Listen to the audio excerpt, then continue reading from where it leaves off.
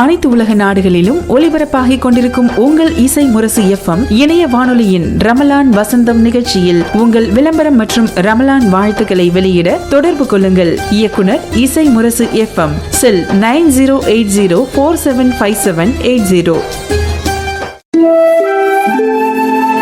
இணையதள தேரிலேறி உலகெல்லாம் வலம்பெறும் இசை முரசு வானொலி. இது இதயங்களை இணைக்கும் வானொலி.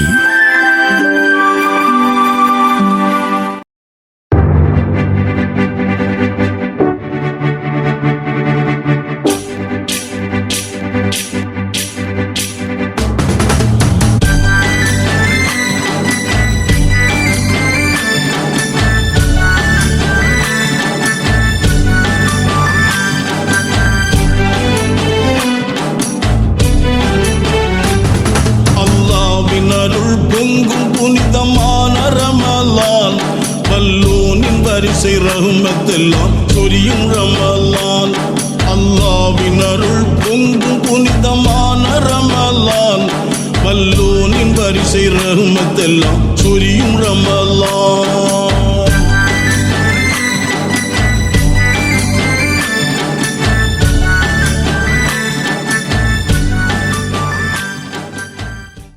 இசை முரசு FM இணைய வானொலி நேர்கள் அனைவருக்கும் நெஞ்சம் நிறைந்த சலாம். அஸ்ஸலாமு அலைக்கும். நேர்கள் அனைவரையும் ரமலான் வசந்தம் 17ஆம் நாள் நிகழ்ச்சிக்கு அன்புடன் வரவேற்றுக் கொள்கிறோம். அமெரிக்க அரசு கடந்த ஒரு வாரமாக ஈரான் மீதான தாக்குதலை நிகழ்த்தி வருகிறது. தன்னுடைய வலிமையை கொண்டு, ஆயுதத்தை கொண்டு, அதிகாரத்தை கொண்டு, படைபலத்தை கொண்டு ஈரான் என்னும் சின்ன நாட்டை வீழ்த்தி விடலாம் என்று நம்பிக்கை கொண்டிருக்கிறது அமெரிக்கா. ஆனால் மத்திய கிழக்கு நாடுகளிலேயே ஈரான் மிக வீரமாகவும் உறுதியாகவும் இருக்கிற படை வீரர்களையும் போர் தளபதிகளையும் கொண்டிருக்கிற நாடாக இருக்கிறது. சின்னஞ்சிறு படைதானே என்கிற ஏளனம் இருக்கலாம். இப்படித்தான் இதே ரமலான் மாதத்தில் 17வது பிறையில் சின்னஞ்சிறு படைதானே என்று ஏளனமாக பார்த்தவர்களுக்கு தெரியாது, அடுத்த சில மணி நேரங்களில் பெரும்படை ஒன்று உருத்தெரியாமல் அழிந்து போகப் போகிறது என்று. அதிகாரத்தையும் ஆயுதத்தையும் நட்பு நாடுகளின் செல்வாக்கையும் மட்டும் நம்பி களத்தில் நிற்கும் அமெரிக்கா, ஈமானையும் இறை நம்பிக்கையையும் போர் வீரர்களின் நிகரில்லாத வீரத்தையும் நம்பி நிற்கக்கூடிய இஸ்ரேல் மீண்டும் ஒரு பத்ர் யுத்த களத்திற்கான பின்னணியை அங்கே உருவாக்கி வைத்திருக்கிறது. சின்ன படையை கொண்டு பெரிய வெற்றியை தருவது என்பது இறைவன் வகுத்த திட்டம். இது வெறும் போருக்கான திட்டம் அல்ல. அமெரிக்கா ஏகாதிபத்தியம் போன்ற நிர்வாகத்தை ஆட்சி செய்யக்கூடிய அதிகாரிகளுக்கு, நிர்வாகிகளுக்கு சொல்லக்கூடிய படிப்பினை. இதோ இறைவன் பத்ர்களத்தில் உருவாக்கிய திட்டம் என்னும் தலைப்பில் உரை வழங்கி இன்றைய ரமலான் வசந்தம் நிகழ்ச்சியை துவங்கி வைக்கிறார் பேராசிரியர் மு. அப்துல் சமத் அவர்கள்.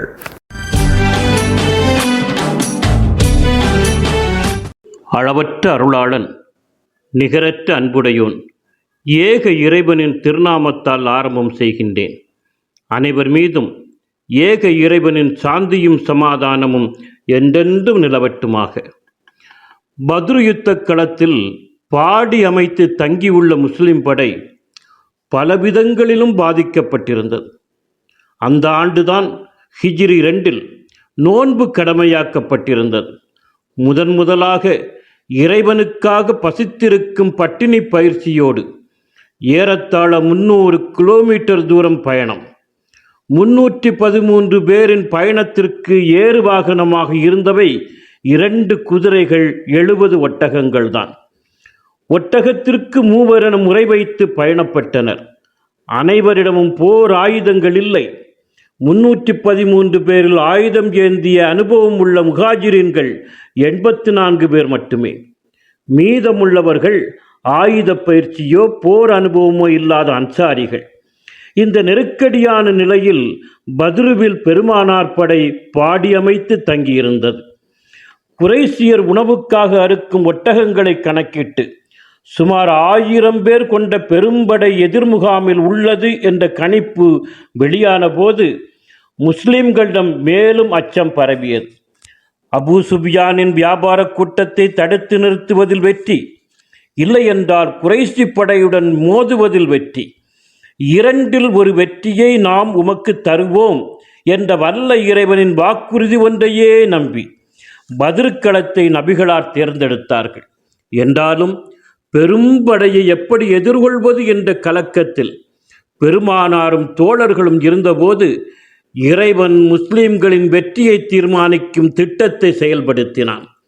முதலில் முஸ்லிம்கள் பாடி அமைக்க தேர்ந்தெடுத்த பகுதி உயரமான மேட்டுப் பகுதி, நீர்நிலைகள் சூழ்ந்த பகுதி. நீர்நிலைகள் அனைத்தையும் முஸ்லிம் படையினர் தங்கள் கைவசப்படுத்தினர்.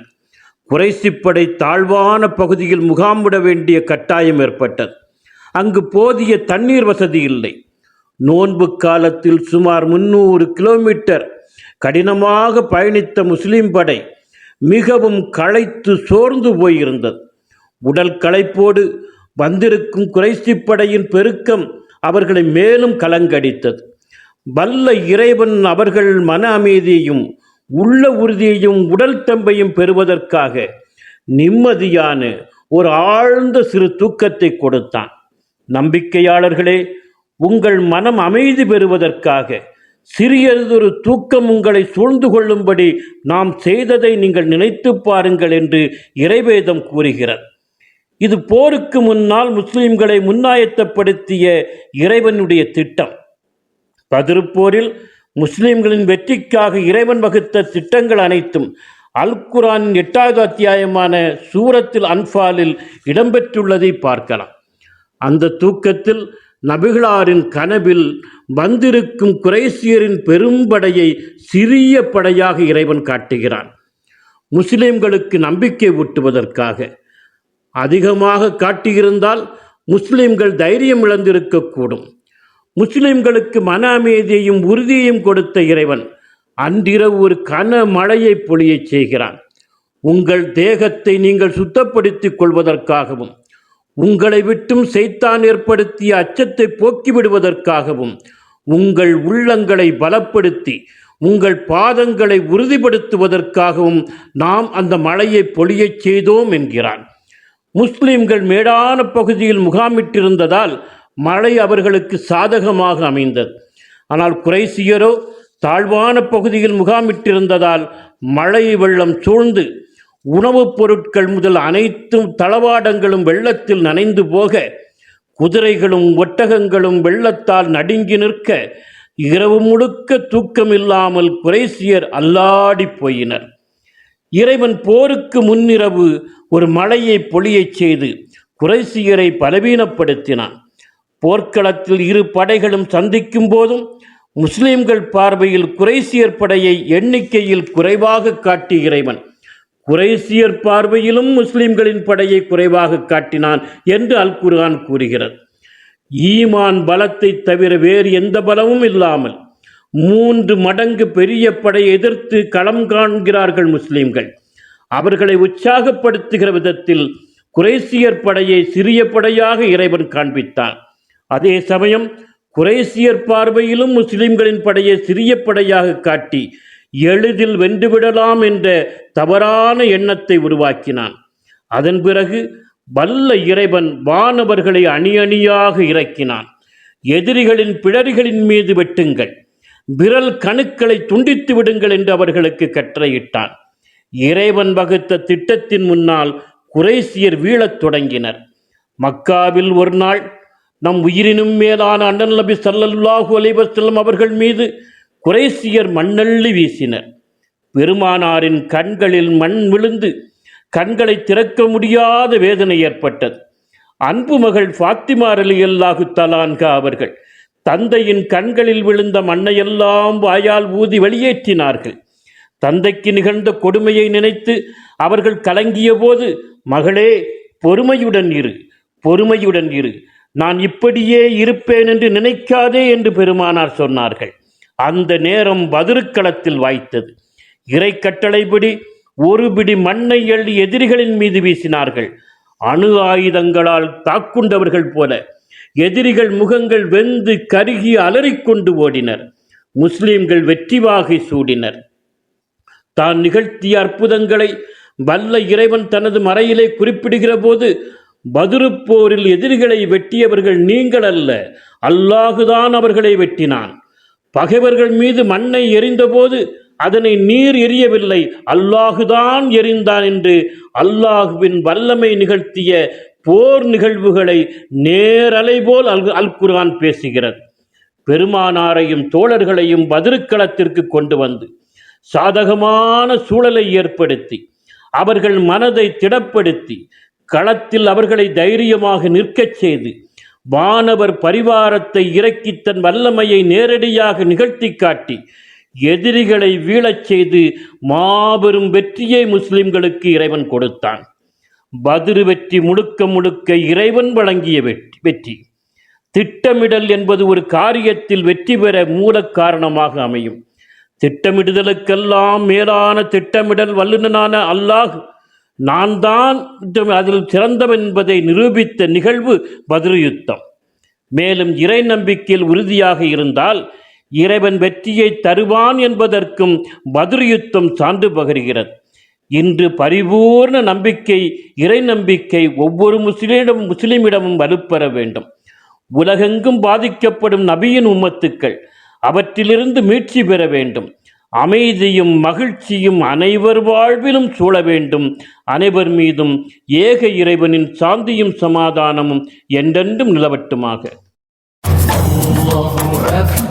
உலகில் நீங்கள் எந்த நாட்டில் வாழ்ந்தாலும் உங்களுக்கு வேண்டிய இஸ்லாமிய நூல்களை உங்கள் வீட்டு வாசலுக்கே வரவழைத்துக் கொள்ள உதவுகிறது சென்னை ரஹ்மத் பதிப்பகம். இஸ்லாத்தின் மூலாதார நூல்களை அரபு மொழியிலிருந்து தமிழாக்கம் செய்து வழங்கும் தொண்டினை 1993 ஆண்டிலிருந்து ஆற்றி வரும் சென்னை ரஹ்மத் பதிப்பகத்தின் பெருமைக்குரிய வெளியீடுகள் குர்ஆன், தப்சீர், இப்னு கசீர், ஹதீஸ் தொகுப்புகளான புகாரி, முஸ்லிம், திர்மிதி, நசாயி, அபூதாவுது, இப்னு மஜா ஆகிய அனைத்தையும் வாட்ஸ்அப் மூலமே தொடர்பு கொண்டு வரவழைத்துக் கொள்ளலாம். தொடர்பு கொள்வதற்கான இலக்கத்தை தருகின்றோம், குறித்துக் கொள்ளுங்கள். +9194402500. அனைத்து இஸ்லாமிய நூல்களும் கிடைக்கும் அற்புத களஞ்சியம் சென்னை ரஹ்மத் பதிப்பகம்.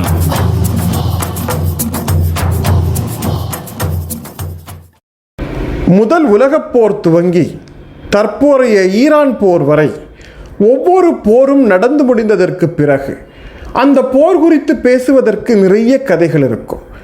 அந்த போர் குறித்து சொல்வதற்கு நிறைய செய்திகள் இருக்கும்.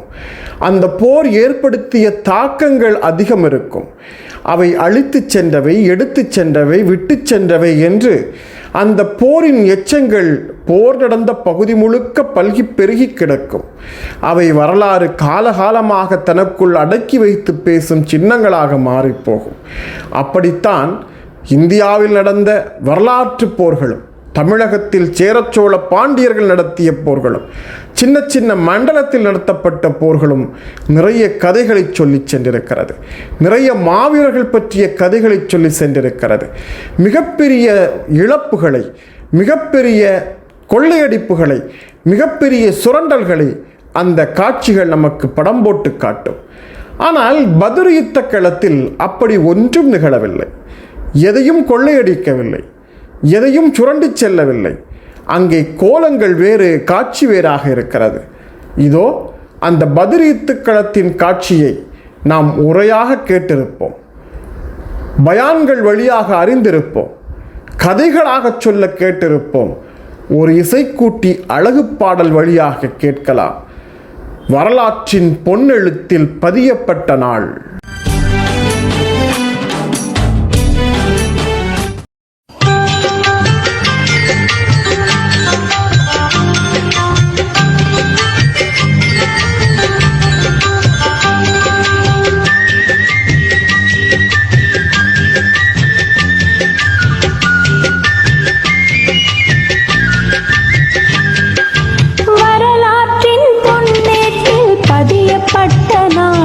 நல்ல வளம்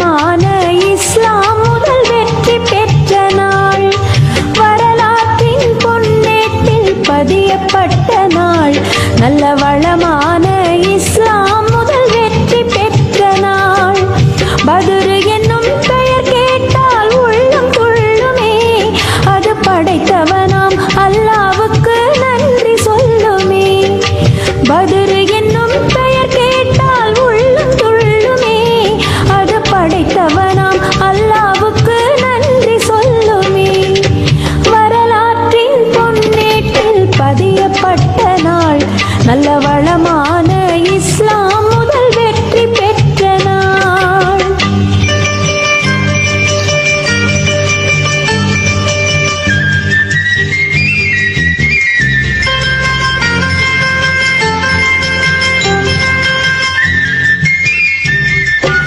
எதிர்த்து நின்ற பகைவர் கூட்டம் மிகைத்திருந்ததே.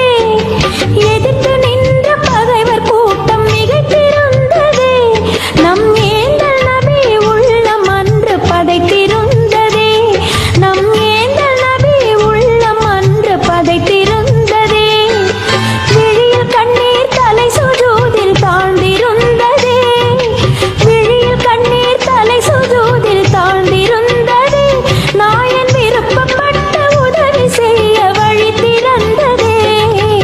எப்படி இது சாத்தியம் என பகைவர் மிரண்டனர். இறைவன் அற்புதத்தால் மலக்குகளும் மணி திரண்டனர். எப்படி இது சாத்தியம் என பகைவர் மிரண்டனர். இறைவன் அற்புதத்தால் மலக்குகளும் மணி திரண்டனர்.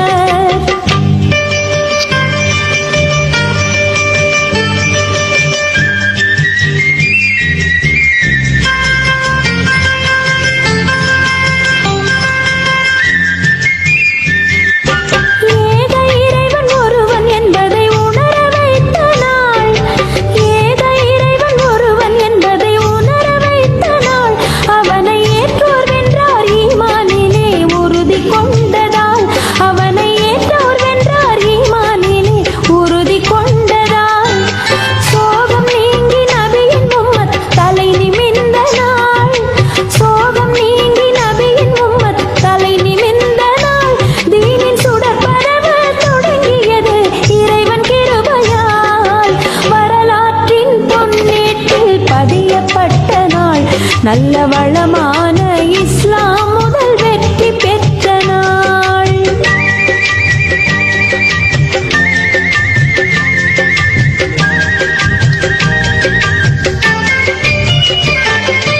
ஓர் இறைவனை ஏற்று மனதில் ஈமான் கொண்டனர்.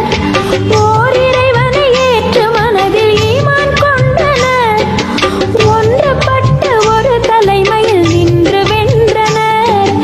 ஒன்றுபட்டு ஒரு தலைமையில் நின்று வென்றனர். துண்டு துண்டாய் பிளவுபட்டால் வெற்றி வராது.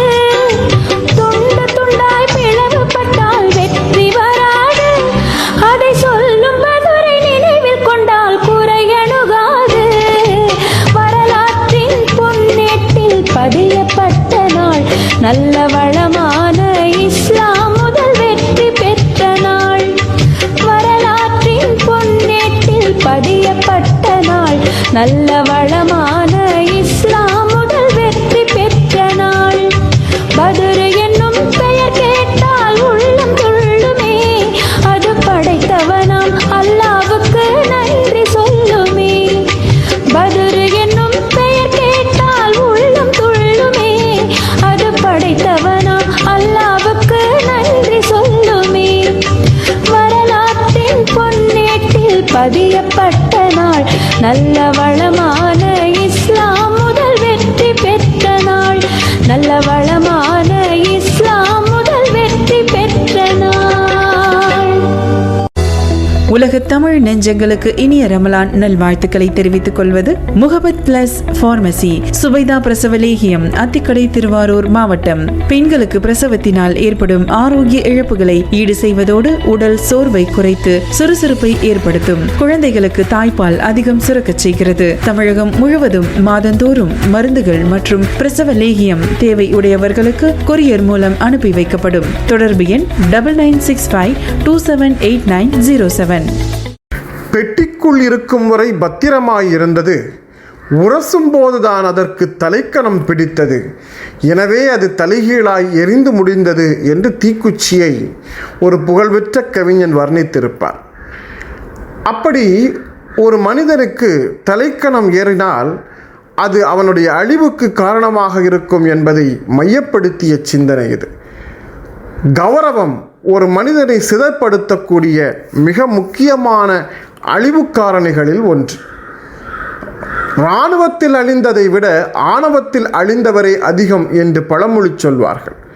மனிதன் எப்போதும் சமநிலை கொண்டவனாக இருக்க வேண்டும். எதை இறைவன் தந்தாலும் அல்ஹம்துலில்லாஹ் என்று சொல்லி பழக வேண்டும். தருபவனுக்கு எடுத்துவிடும் சக்தியும் இருக்கிறது என்பதை நம்பிக்கை கொள்ள வேண்டும். எனவே எதன் பொருட்டும் ஆணவம் கொள்ளுதல் கூடாது, எதன் பேரிலும் தலைக்கணம் கூடக்கூடாது.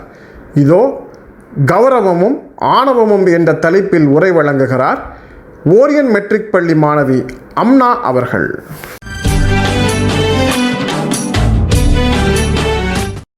அஸ்ஸலாமு அலைக்கும் வரஹ்மத்துல்லாஹி வபரகாத்துஹு. என் பெயர் அம்னா. நான் ஓரியன் மெட்ரிகுலேஷன் பள்ளியில் 6ஆம் வகுப்பு படிக்கிறேன்.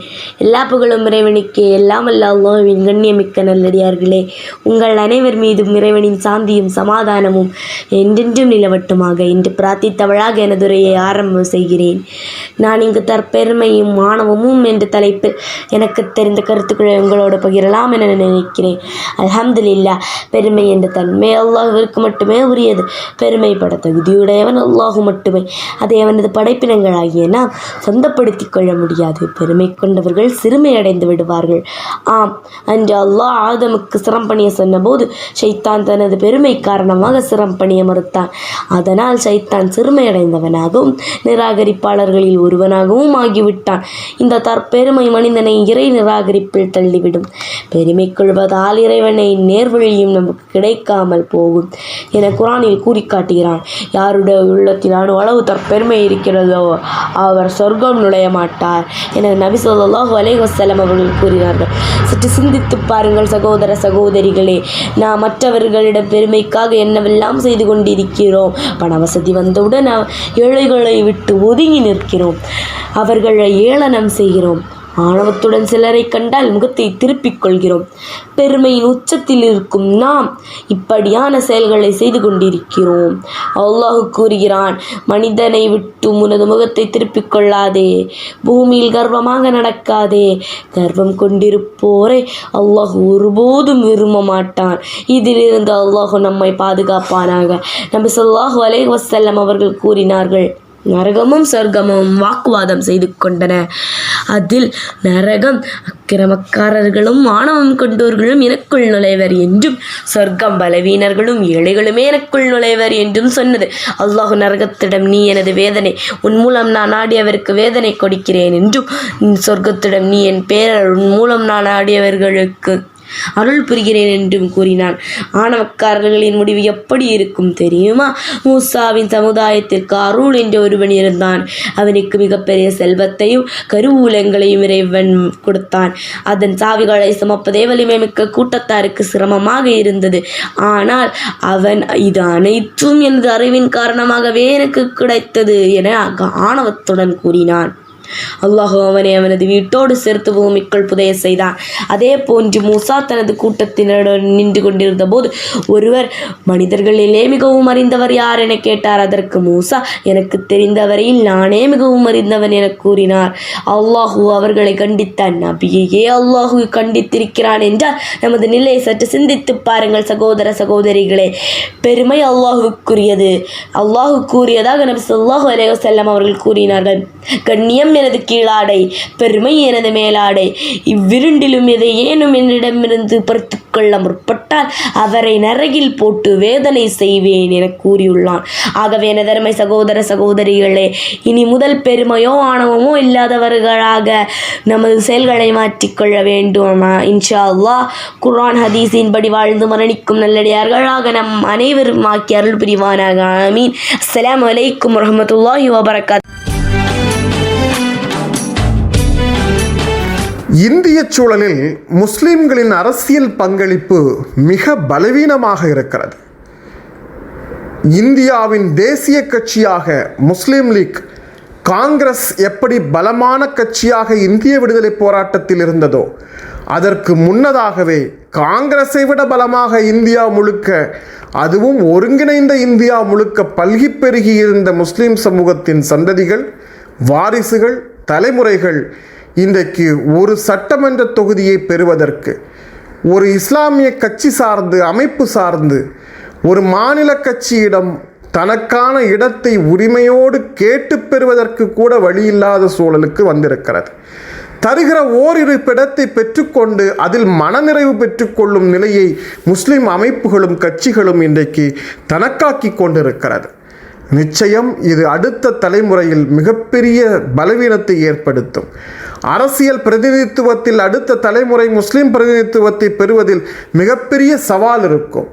நம் வீட்டு பிள்ளைகளை, நம் குடும்ப உறவுகளை, நம் வீட்டு இளைஞர்களை, நம் சொந்த பிள்ளைகளை, நம் வீட்டில் இருக்கக்கூடிய 18 வயது தாண்டிய ஆண் பெண் இரு பாலரையும் அரசியல் இயக்கங்களில் ஈடுபடுத்துவதும், களத்தில் நின்று பணியாற்றச் செய்து அதன் வழியாக கட்சியின் பிரதிநிதித்துவத்தை பெறச் செய்வதும் நமது தலையாய கடமையாக இருக்கிறது என்பதை நீங்கள் ஒவ்வொருவரும் உணர்ந்து கொள்ள வேண்டும். நம் தலைமுறைக்கு சில வரலாற்று சம்பவங்கள் முக்கியம். ஒரு சட்டமன்ற உறுப்பினருக்காக நாம் போராடிக் கொண்டிருக்கிறோம். ஆனால் இந்தியாவில் எத்தனை முதலமைச்சர்கள் இருந்திருக்கிறார்கள், முஸ்லிம் முதல்வர்களாக பொறுப்புகளை அலங்கரித்தவர்கள் இருந்திருக்கிறார்கள். இதோ அறிய வேண்டிய அரிய தகவல்களில் வரிசைப்படுத்துகிறார் எழுத்தாளர் குளச்சல் ஆசீம் அவர்கள்.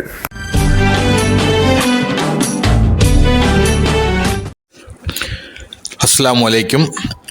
ரமலான் வசந்தம் அறிய வேண்டிய அரிய தகவல்கள் நிகழ்ச்சியில் நாம் இன்று பார்க்க இருப்பது இந்தியாவின் முஸ்லிம் முதல்வர்கள்.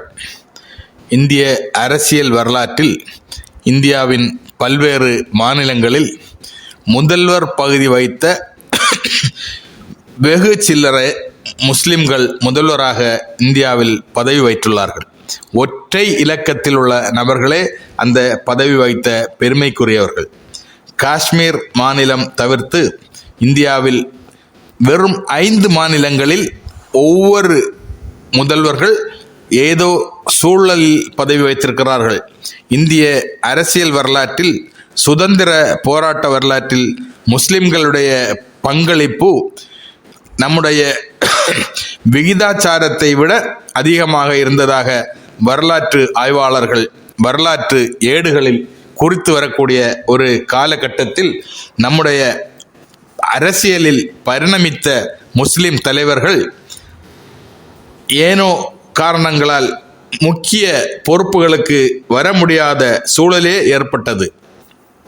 காஷ்மீர் மாநிலம் தவிர்த்து காஷ்மீரில் ஷேக் அப்துல்லா முதல் தற்போதைய முதல்வர் உமர் அப்துல்லா வரை ஒவ்வொரு காலகட்டங்களிலும் அங்கே தேர்தல் நடைபெறும் போது முஸ்லிம்கள் முதல்வர்களாக இருந்திருக்கிறார்கள். முப்தி முகமது சையத், மெஹபூபா முப்தி, ஃபரூக் அப்துல்லா, தற்பொழுது உமர் அப்துல்லா வரை பல்வேறு காலகட்டங்களில் அங்கே முஸ்லிம்கள் முதல்வர் பதவியை வைத்துள்ளார்கள். ஆனால் அதை தவிர இந்தியாவின் 28க்கு மேற்பட்ட மாநிலங்கள் மற்றும் ஒன்றிய ஆளுகைக்கு உட்பட்ட யூனியன் பிரதேசங்களில் முஸ்லிம்கள் விரல் விட்டு எண்ணக்கூடியவர்களே. அதுவும் சில மாநிலங்களில் மட்டும் ஒரே ஒரு முறை முஸ்லிம்கள் முதல்வராக பதவி வைத்துள்ளார்கள் என்பது இந்திய அரசியல் வரலாற்றில் மிகவும் வருந்தத்தக்க ஒரு நிகழ்வு.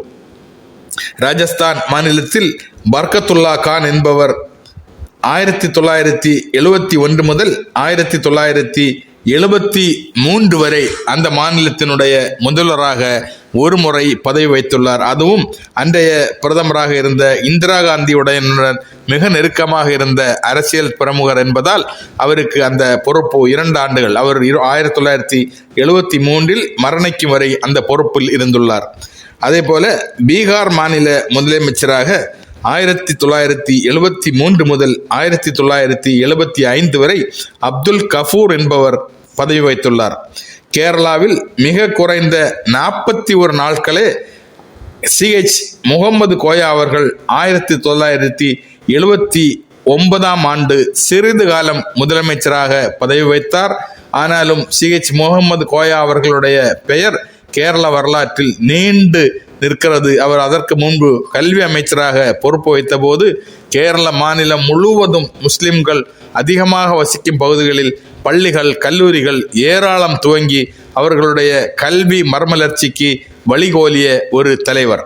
அதே போல அஸ்ஸாம் மாநிலத்தில் ஒரே ஒரு முறை 1980 மற்றும் 81 2 வருடங்கள் சையதா அன்வரா தைமூர் என்னும் பெண்மணி முதல்வராக பதவி வைத்துள்ளார். இந்திய மாநிலங்களில் முஸ்லிம் பெண்மணி ஒருவர் முதல்வராக பதவி வைத்த ஒரே நபரும் அவரே.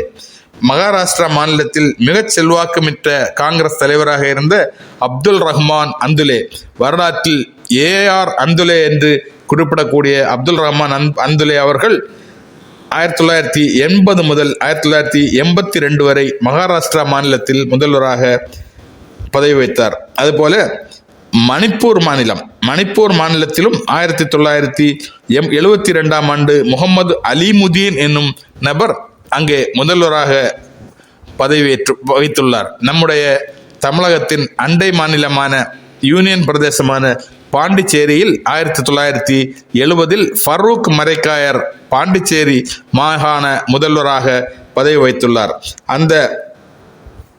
இவர்களை தவிர இந்தியாவின் வேறு எந்த மாநிலங்களும் பேரளவுக்கு கூட குறைந்த காலத்தில் கூட முஸ்லிம்களுக்கு முதல்வர் பதவி எட்டாக்கனியாகவே இருந்துள்ளது.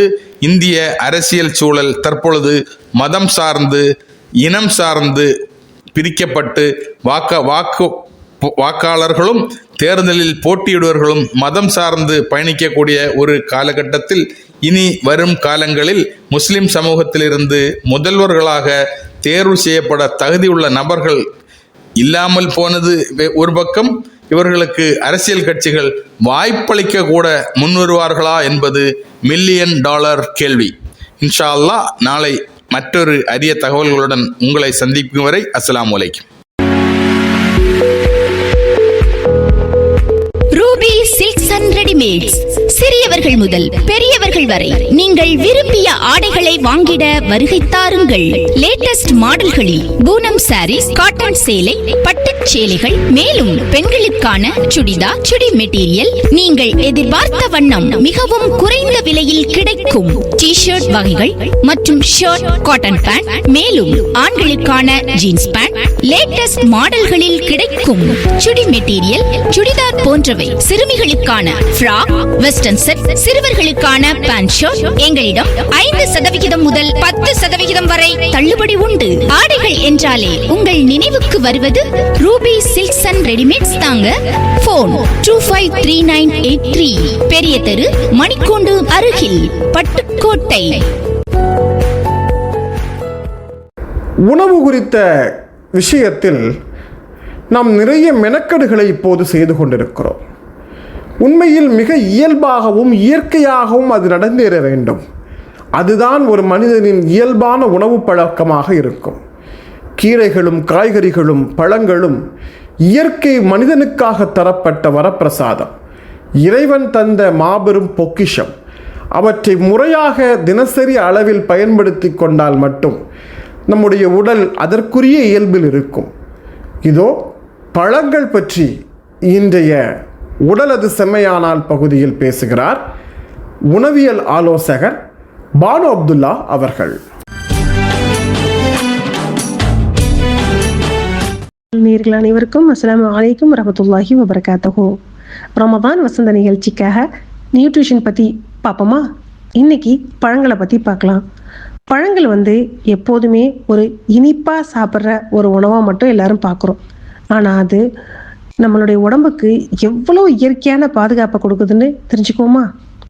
டெய்லி நம்ம சாப்பாட்டில் பழங்கள் இடம்பெறாத போது என்ன ஆகும்னா, உடம்பு மெதுவாக சோர்வும் நோய் எதிர்ப்பு சக்தி குறைவும் அதுக்கு லைட்டாக காட்ட தொடங்கும். ஈஸியாக கிடைக்கிற இந்த சாப்பாட்டை ஆரோக்கியத்துக்கு அமைதியை உருவாக்கும். பழங்கள் உடலுக்கு உடனடி சக்தியையும் நமக்கு நீடித்த சுறுசுறுப்பையும் கொடுக்குது. இயற்கையிலே உள்ள சர்க்கரை, நார்ச்சத்து, விட்டமின்ஸ், அதுக்கு மேலே தாதுக்கள், இது எல்லாமே ஒன்றா சேர்ந்து உடல் செயல்பாடுகளை சமநிலைப்படுத்துது. ஜீரணத்தை சீராக வச்சுக்கிறதுக்கும் குடல் இயக்கத்தை மேம்படுத்துறதுக்கும் நார்ச்சத்து உதவுது. நோய் எதிர்ப்பு சக்தியை வலுப்படுத்துறதுக்கு விட்டமின் சி, அதே மாதிரி தோல் கண் ஆரோக்கியத்துக்கு உதவுற ஆன்டி ஆக்சிடென்ட்டு எல்லாமே பழங்களில் இயற்கையாக நமக்கு கிடைக்குது. டெய்லி நம்ம ஒரு பழம் எடுத்துக்கிறவங்கள பார்த்தீங்கன்னா ஈவினிங்கில் நம்ம அதிகமான சோர்வை அவங்க அனுபவிக்க மாட்டாங்க. கால நேரத்தில் நம்ம பழம் சேர்த்த உணவு சாப்பிட்டோன்னு சொன்னால் அந்த நாள் முழுக்க நம்ம உடம்பு லேசாகவும் சுறுசுறுப்பாகவும் இருக்கும். பழங்கள் அப்படிங்கிறது கூடுதல் சாப்பாடுன்னு நீங்கள் நினைக்காதீங்க. அது தினசரி தேவையான ஒரு சாப்பாடு அப்படின்னு நீங்கள் நம்புங்க. மாத்திரை மூலம் நம்ம சாப்பிட்டு அதுலேருந்து நம்ம சத்து கிடைக்கிறதுக்கு நம்ம ட்ரை பண்ணுறதை விட இயற்கையாக கிடைக்கிற பழங்களில் நமக்கு அமைதியையும் தருது, சத்துக்களும் தருது. ஒரு பழம் ஒரு நாளைக்கு அப்படிங்கிற பழக்கத்தை நம்ம இன்னையிலேருந்து ஸ்டார்ட் பண்ணுவோமா? இது ஸ்டார்ட் பண்ணும்போது நிறைய உடல் பிரச்சனைகளை நமக்கு தவிர்க்க உதவும். ஆரோக்கியமான வாழ்க்கை பெரிய மாற்றத்தினால வர்றது கிடையாது. இந்த மாதிரி சின்ன சின்ன சிம்பிளான தேர்வுகளால் தான் உருவாகுது. இப்போ இந்த ரமதானில் மேக்சிமம் நிறைய நம்ம ஃபாஸ்டிங் இருந்துட்டு அதுக்கப்புறம் நம்ம பழங்களை எடுத்துட்டு அதுக்கப்புறம் நம்மளுடைய உணவுகளை சேர்க்கும்போது நமக்கு இன்னும் பெனிஃபிட்ஸ் கூடவாக இருக்கும். ஸோ இந்த மாதம் நம்ம ஸ்டார்ட் பண்ணுறது வருஷம் முழுக்க நம்ம டெய்லி ஒரு ஃப்ரூட் அப்படிங்கிற மாதிரி எடுத்துக்கோமா? இந்த தகவல் உங்களுக்கு பயனுள்ளதாக இருக்கும் அப்படின்னு நம்புகிறேன். ஜஸாக்கல்லாஹ் ஹைர். அஸ்ஸலாமு அலைக்கும் வரஹ்மத்துல்லாஹி வபரகாத்துஹு.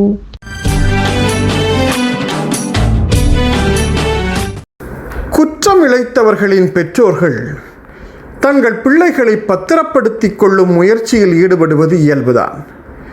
இப்போதெல்லாம் நிறைய குற்றப்பின்னணி கொண்ட மாணவர்கள் உருவாகி வருகிறார்கள். போதை, திருட்டு, பல்வேறு விதமான இணைய குற்றங்கள் என்று மிகச் சிறு வயதிலேயே குற்றப்பத்திரிகையில் பெயர்கள் இடம்பெற்று விடுகின்றன. அந்த பெற்றோர்கள் எல்லோரும் தங்கள் பிள்ளைகளை பத்திரப்படுத்தி யாரோ ஒரு பெற்றோரின் பிள்ளையை குற்றவாளியாக்குவார்கள். என் மகன் பத்திரமாத்து தங்கம், இவன்தான் அவனோடு சேர்ந்து அவனை நாசமாக்கி விட்டான் என்று ஏதோ ஒரு பிள்ளை மீது யாதோ ஒரு பையன் மீது மிகச் சாதாரணமாக குற்றங்களை சுமத்தி விடுவார்கள். அப்படி யாராலும் யாரும் கெட்டுப்போக முடியாது. எல்லா தீமைகளையும் இளைஞர்கள், மாணவர்கள் தெரிந்தே செய்கிறார்கள். யாரும் யாருக்கும் கற்றுக் கொடுக்க வேண்டிய அவசியமில்லை. அவர்கள் தங்களை தற்காத்து கொள்கிற மன உறுதி இருக்கும் வரை எப்பேற்பட்ட நட்பை கொண்டும் ஒரு தீய பழக்கத்தை உருவாக்கிவிட முடியாது. இதைத்தான் 2000 ஆண்டுகளுக்கு முன் சங்க கவிஞன் புறநானூற்று பாடலிலே தீதும் நன்றும் பிறர் தர வாரா என்று சொன்னான். அந்த கனியன் பூங்குன்றனின் வரியை கொண்டு உரையாற்றுகிறார் திட்டுவிளை இஸ்லாமிய மாதிரி பள்ளியின் மாணவர் ஃபாத்திமா சனா அவர்கள். அஸ்ஸலாமு அலைக்கும் வரஹ்மத்துல்லாஹி வபரகாத்துஹு. என் பெயர் KS ஃபாத்திமா சனா. நான் திட்டுவிளையில் உள்ள இஸ்லாமிக் மாதிரி மெட்ரிக் பள்ளியில் 6ஆம் வகுப்பு படிக்கிறேன். நான் பேச வந்துள்ள தலைப்பு என்னவென்றால் தீதும் நன்றும் பிறர் தரவாரா என்பதாகும். இந்த வரி திருவள்ளுவர் அருளிய திருக்குறளில் இருந்து எடுத்தது. இதன் பொருள் என்னவென்றால் நமக்கு நடக்கும் நல்லதும் கெட்டதும் பிறர் தருவதல்ல, நாம் செய்த செயல்களின் பலனே நமக்கே திரும்ப வருகிறது. உதாரணமாக, நாம் நன்றாக படித்தால் நல்ல மதிப்பெண்களே கிடைக்கும். அதேபோல் படிக்காமல் இருந்தால் குறைந்த மதிப்பெண்களே வரும். இதற்கு ஆசிரியர்களையோ நண்பர்களையோ குறை சொல்ல முடியாது. ஏனெனில் அது நமது செயலாகும்.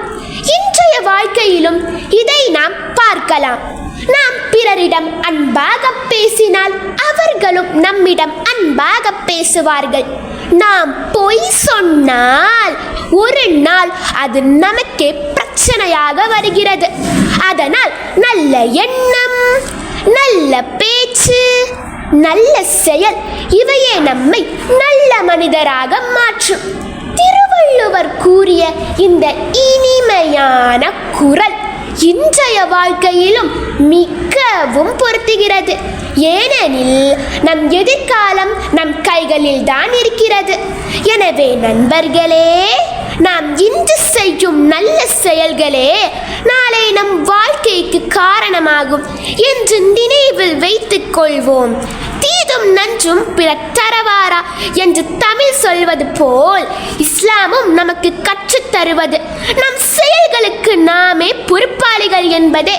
நன்மை செய்தால் அதற்கான பலனும், தீமை செய்தால் அதன் விளையும் அல்லாஹுவின் நீதி வழியின் நம்மை வந்து சேரும்.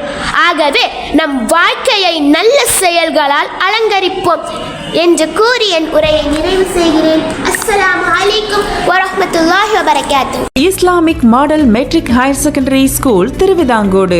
மிகச்சிறந்த கட்டமைப்பு, ஆண்கள் மற்றும் பெண்களுக்கு தனித்தனியே விசாலமான வகுப்பறைகள், தொழுகை கூடங்கள், எழில் கொஞ்சும் 2 விளையாட்டு மைதானங்கள், அடிப்படை வசதிகள் அனைத்தும் நேர்த்தியாக அமைய பெற்ற கல்வி நிறுவனம். மாவட்ட மற்றும் மாநில அளவில் உயர் மதிப்பெண் பெறுவதுடன் நபிகள் போதித்த நற்குணத்துடன் உங்கள் குழந்தைகள் LKG முதல் +2 வரை கல்வி கற்று பயன்பெற உங்கள் குழந்தைகளை சேர்த்திடுவீர். 4 பாடப்பிரிவுகளில் +1 அட்மிஷன் நடைபெறுகிறது. For admission, contact Islamic Model Metric Higher Secondary School, Thiruvithancode, Kanyakumari district. தொடர்புக்கு செல் 638-238-8242. இஸ்லாமிய நம்பிக்கையில் வானம் 7, சொர்க்கமும் 7. வானம் 7 என்பதை பெரும்பாலும் நாம் அறிந்திருப்போம். 7 வகையான சொர்க்கம் குறித்து நாம் அறிந்திருக்கிறோமா? இதோ நன்னிமா வீட்டு திண்ணையில் பேசுகிறார் எழுத்தாளர் முதுவை சம்சுல் ஹுதா பானு அவர்கள்.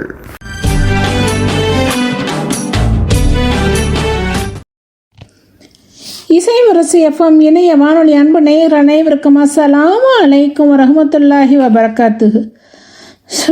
அல்லாவே நாயனே, திண்ணையில் செத்த நேரம் குத்த வச்சு ரேகாலியை விரித்து குரானை வச்சு ஓதுவான்.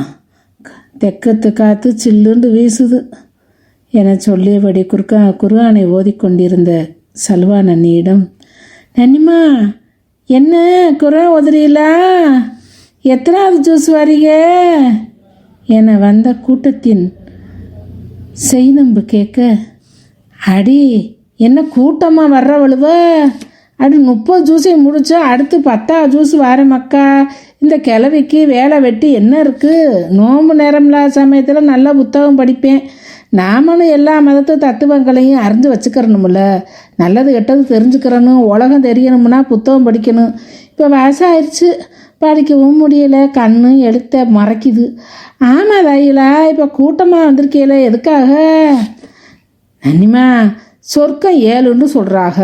அதுக்கு நீங்கள் விளக்கம் சொன்னால் எங்களுக்கு கொஞ்சம் புரியும்ல, கொஞ்சம் விளக்கி சொல்லுங்க நன்னிமா என கோடி விட்டு அசீசா கேட்கவும், தான் ஓதிக்கொண்டிருந்த குர்ஆனை சலவாத்து சொல்லி மூடி வைத்துவிட்டு, அம்மாடிலா, சொர்க்கத்தோட தனித்துவமான நிலை ஒவ்வொரு நிலையிலும் நாம் அதாவது பண்புல குணத்தில் முன்னேறதே ரொம்ப முக்கியம். இப்போ 7 சொர்க்கத்து பேரை சொல்கிறேன், கேளுங்க தாயியலா. 1வது சொர்க்கம் ஜன்னத்து அல் அதான், அது ஏதன் தோட்டம்னு சொல்லுவாங்க. 2வது சொர்க்கம் ஜன்னத்தல் பிர்தவுஸ், மகிழ்ச்சியோட தோட்டம். 3வது சொர்க்கம் ஜன்னத்தன் நைம், சொர்க்கத்தின் தோட்டம். 4வது சொர்க்கம் ஜன்னத்துல் மாவா, நித்திய தோட்டம். 5வது சொர்க்கம் தார் உஸ் குல்த், நித்தியத்தின் தோட்டம். 6வது சொர்க்கம் தார் உல் சலாம், அமைதியின் உறைவிடம். 7வது சொர்க்கம் தார் உல் மகாம், நீதிமான்கள் இருக்கும் இடம். 7 வானங்கள் குர்ஆன கூற்றுப்படியே அழைக்கப்படுதான். 7 தனித்துவமான வான மண்டலங்கள். 7 வானங்களும் இஸ்லாத்தோட நம்பிக்கைப்படி அல்லாஹ் வல்ல ஜல்ல ஜானுகு தலாவோட சக்தியை குறிக்குதாம்மா. நல்லொழுக்க வாழ்கிறவங்களுக்கு அல்லாஹ் வெவ்வேறு நிலையில் வானங்களை படைச்சிருக்காங்களாம். அப்படின்னா நாம் எப்படி வாழணும் தெரிஞ்சுக்கங்க மக்கா. ஆமாம், தாருல் மகாம் 7வது சொர்க்கம், நீதிமான்களாக வாழ்ந்தவங்க அங்கே இருக்காக பார்த்துக்கங்க. அப்போ அதை நாடி போகணும்னா துனியாவோட வாழ்வை சிறப்பாக வாழணும். 1வது சொர்க்கம் சாரல் அதானுக்கு செல்லணும்டா. அல்லாவுக்கும் தீர்க்கதரிசியான முகமது நபிக்கும் கீழ்ப்படிந்து இஸ்லாத்தை பின்பற்றணும். ரெண்டாவது சொர்க்கம் ஜன்னத்து பிர்தௌஸை அடைய இறை வழிபாடு, இறைபக்தி, நல்ல செயல், தர்மம் செய்யணும். மூணாவது சொர்க்கம் சன்னத் நைமுக்கு செல்லணும்டா. வாழ்நாள் முழுவதும் நல்லொழுக்கம், இறை வணக்கம், தஸ்பீகு ஓர்மையோட ஓதி சக்தி வாய்ந்த இறை பக்தியோடு இருப்பவங்க அடையலாம். நாலாவது சொர்க்கம்மா ஜன்னத் அல் மாபாவுக்கு செல்லணும்டா. தியாகம், நன்மையான காரியத்துக்கு விட்டு கொடுத்து இறைவன் எனக்கு முழுமையாக என்ன கவனிச்சுக்கிறேன் அப்படின்னு உறுதியான நம்பிக்கையோடு தியாகி ஆகிறாங்கல்ல, அவங்க சொல்கிற இடம் தாய்களா அது. நாலாவது சொர்க்கம் ஜன்னத்துல் மாவா. அஞ்சாவது சொர்க்கம் ஜன்னத் உல் குல், அதுக்கு போகணும்டா. இஸ்லாமிய மார்க்க பாதையை மிக மிக உயர்ந்த பக்தியோட பின்பற்றுறவுக, இறை சட்டத்தை தலைமுடி அளவு கூட மீறாமல் வாழ்கிறவுக, எத்தனை துன்பம் வந்தாலும் இழப்பு வந்தாலும் இறைவன் போதுமானவன் என அப்படியே அமைதியோடு அதை எதிர்கொள்ளும் பண்புள்ளவுக போகிறதுமா. ஆறாவது சொர்க்கம் தாருஸ் சலாம், நீதியான வாழ்க்கை வாழ்கிறவுக, பாவங்களே செய்யாமல் சத்திய பாதையில் நடக்கிறவுங்க, அனைத்து நற்சலை செயல்களையும் இஸ்லாத்தோட போதனைகளையும் பின்பற்றவு செல்கிற இடமா தாருஸ் சலாம். ஏழாவது சொர்க்கம் தாருல் மகாமுக்கு செல்லணும்டா. அண்ணல் நபிகள் நாயகன் சொன்ன பாதையில் உறுதியாக அந்த ஆன்மாவே நீதியானதாக கருதப்படணுமா, அல்லாஹ் அதை நீதியானதாக ஏற்றுக்கணுமா. அப்போத்தே அந்த ஏழாவது சொர்க்கம் நம்ம போக முடியும். பாவிகளாக நாம் செய்கிற பாவம் 100 ஆண்டு சொர்க்கத்து வாசலில் தடுத்து வைக்கப்படுவோமா. பார்த்துக்கங்க, பாவத்துக்கு நம்ம போகவே முடியாது. சொர்க்கத்து வாசலில் நம்மளை வெளியே வச்சிருவாங்களாம். பார்த்துக்க, கவனமாக நடந்துக்கங்க தாயியெல்லாம். ஆணவம், கொள்ளை, செலுத்தப்படாத கடன், அண்டை வீட்டாரோட நம்ம சண்டை போடுறது, அவங்களுக்கு செய்யப்படுற தீங்கு, இந்த புறம் பேசுறது, அடுத்தவரை அடக்கி ஆடுறது, இணை வைக்கிறது, இந்த பாவங்கள்லாம் செய்யாதிருக்க நம்மளுக்கு எல்லாம் அல்லாஹ் போதுமானவே. நம்ம எல்லாருமே அந்த நீதிமானாக இருக்கிற இடத்துக்கு போகிறணும், அதுக்கு தயாராகணும். ஆமாம், எல்லாத்துக்கும் நான் துவா செய்கிறேன். ஆமி மக்கா, நான் குர்ஆனை ஓதுறேன், நீங்கள் போயிட்டு வாங்க. இன்ஷா அல்லாஹ் நம்ம ராவில் திராவியாவில் நம்ம எல்லாரும் சந்திப்போம். இசைமரசு இணைய வானொலி அன்பு நேயர்கள் அனைவருக்கும் அஸ்ஸலாமு அலைக்கும் வரஹ்மத்துல்லாஹி வபரகாத்துஹு.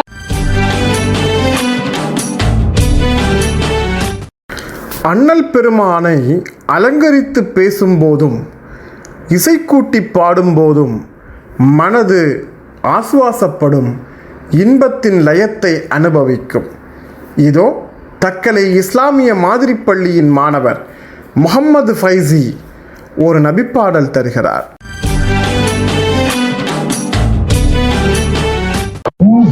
அஸ்ஸலாமு அலைக்கும். என் பெயர் கே முகமது ஃபைசி. நான் 5ஆம் வகுப்பு படிக்கிறேன்.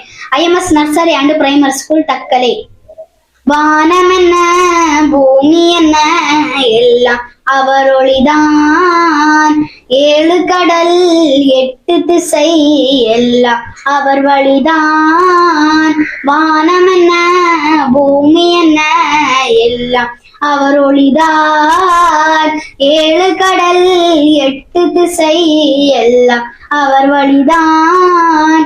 சொந்தம் பந்தம் இருந்தாலும், தாயும் தந்தையும் காத்தாலும், நண்பன் என்னை அணைத்தாலும் நபியே மறுவேனாம். பறவை இனமாய் நானானால் ரோஜா பூக்கள் எடுத்து சென்று நபிகள் நடக்கும் பாதையெல்லாம் பாடியை தூவிடுவேன். யா ரசூலனா சலாம், யா ஹபீபனா சலாம், யா ரசூலனா சலாம், யா ஹபீபனா சலாம். வானம் என்ன பூமி என்ன எல்லாம் அவர் ஒளிதான், 7 கடல் 8 திசை எல்லாம் அவர் வழிதான். செடியில் ரோஜா இருப்பதனால் செடியே அழகாய் மாறியது, உள்ளத்து நபிகள் இருப்பதனால் உள்ளம் அழகானது. அரபிய நாட்டில் அதிபதியாம் உமரைய தளபதியும் தங்களின் அடிமை என்றுரைத்தார் தன்னிலை மறந்திடுவார். யா ரசூலனா சலாம், யா ஹபீபனா சலாம், யா ரசூலனா சலாம், யா ஹபீபனா சலாம். வானம் என்ன பூமி என்ன எல்லாம் அவருளிதான். 7 கடல் 8 திசை எல்லாம் அவர் வழிதான். அஸ்ஸலாமு அலைக்கும்.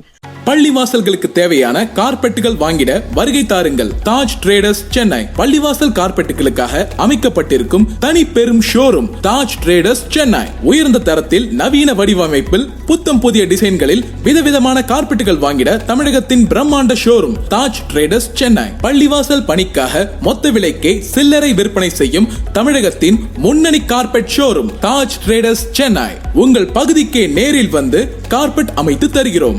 வாட்ஸ்அப் மூலம் ஆர்டர் செய்யும் வசதியும் உண்டு. தொடர்புக்கு தாஜ் ட்ரேடர்ஸ், காந்தி நகர், கரம்பாக்கம், போரூர், சென்னை. செல் 9444848567. பைத்துல் மால் என்னும் பொதுநிதி திட்டம் கொண்டு இப்போது பல ஊர்களில் வட்டியில்லா அழகிய கடன் திட்டத்தை வெற்றிகரமாக நடத்தி வருகிறார்கள். உண்மையில் இறைவன் வட்டியின் பக்கம் நெருங்கிவிடாதீர்கள் என்று எச்சரித்த விஷயத்தில் முஸ்லிம் சமூகத்தை அண்டவிடாமல் தடுக்கும் இந்த பெருமுயற்சி பாராட்டுக்குரியது. ஆனால் ஜக்காத் பணத்தை கொண்டு வட்டியை தடுப்பது எந்த அளவில் முக்கியத்துவம் வாய்ந்ததோ அதே அளவு ஜக்காத் கொடுக்கும் தொழிலாளர்களை அல்லது முதலாளிகளை, வியாபாரிகளை, வணிகர்களை பெரும் செல்வந்தர்களாக உயர்த்தும் முன்முயற்சியாக அவற்றை பயன்படுத்தப்பட வேண்டும்.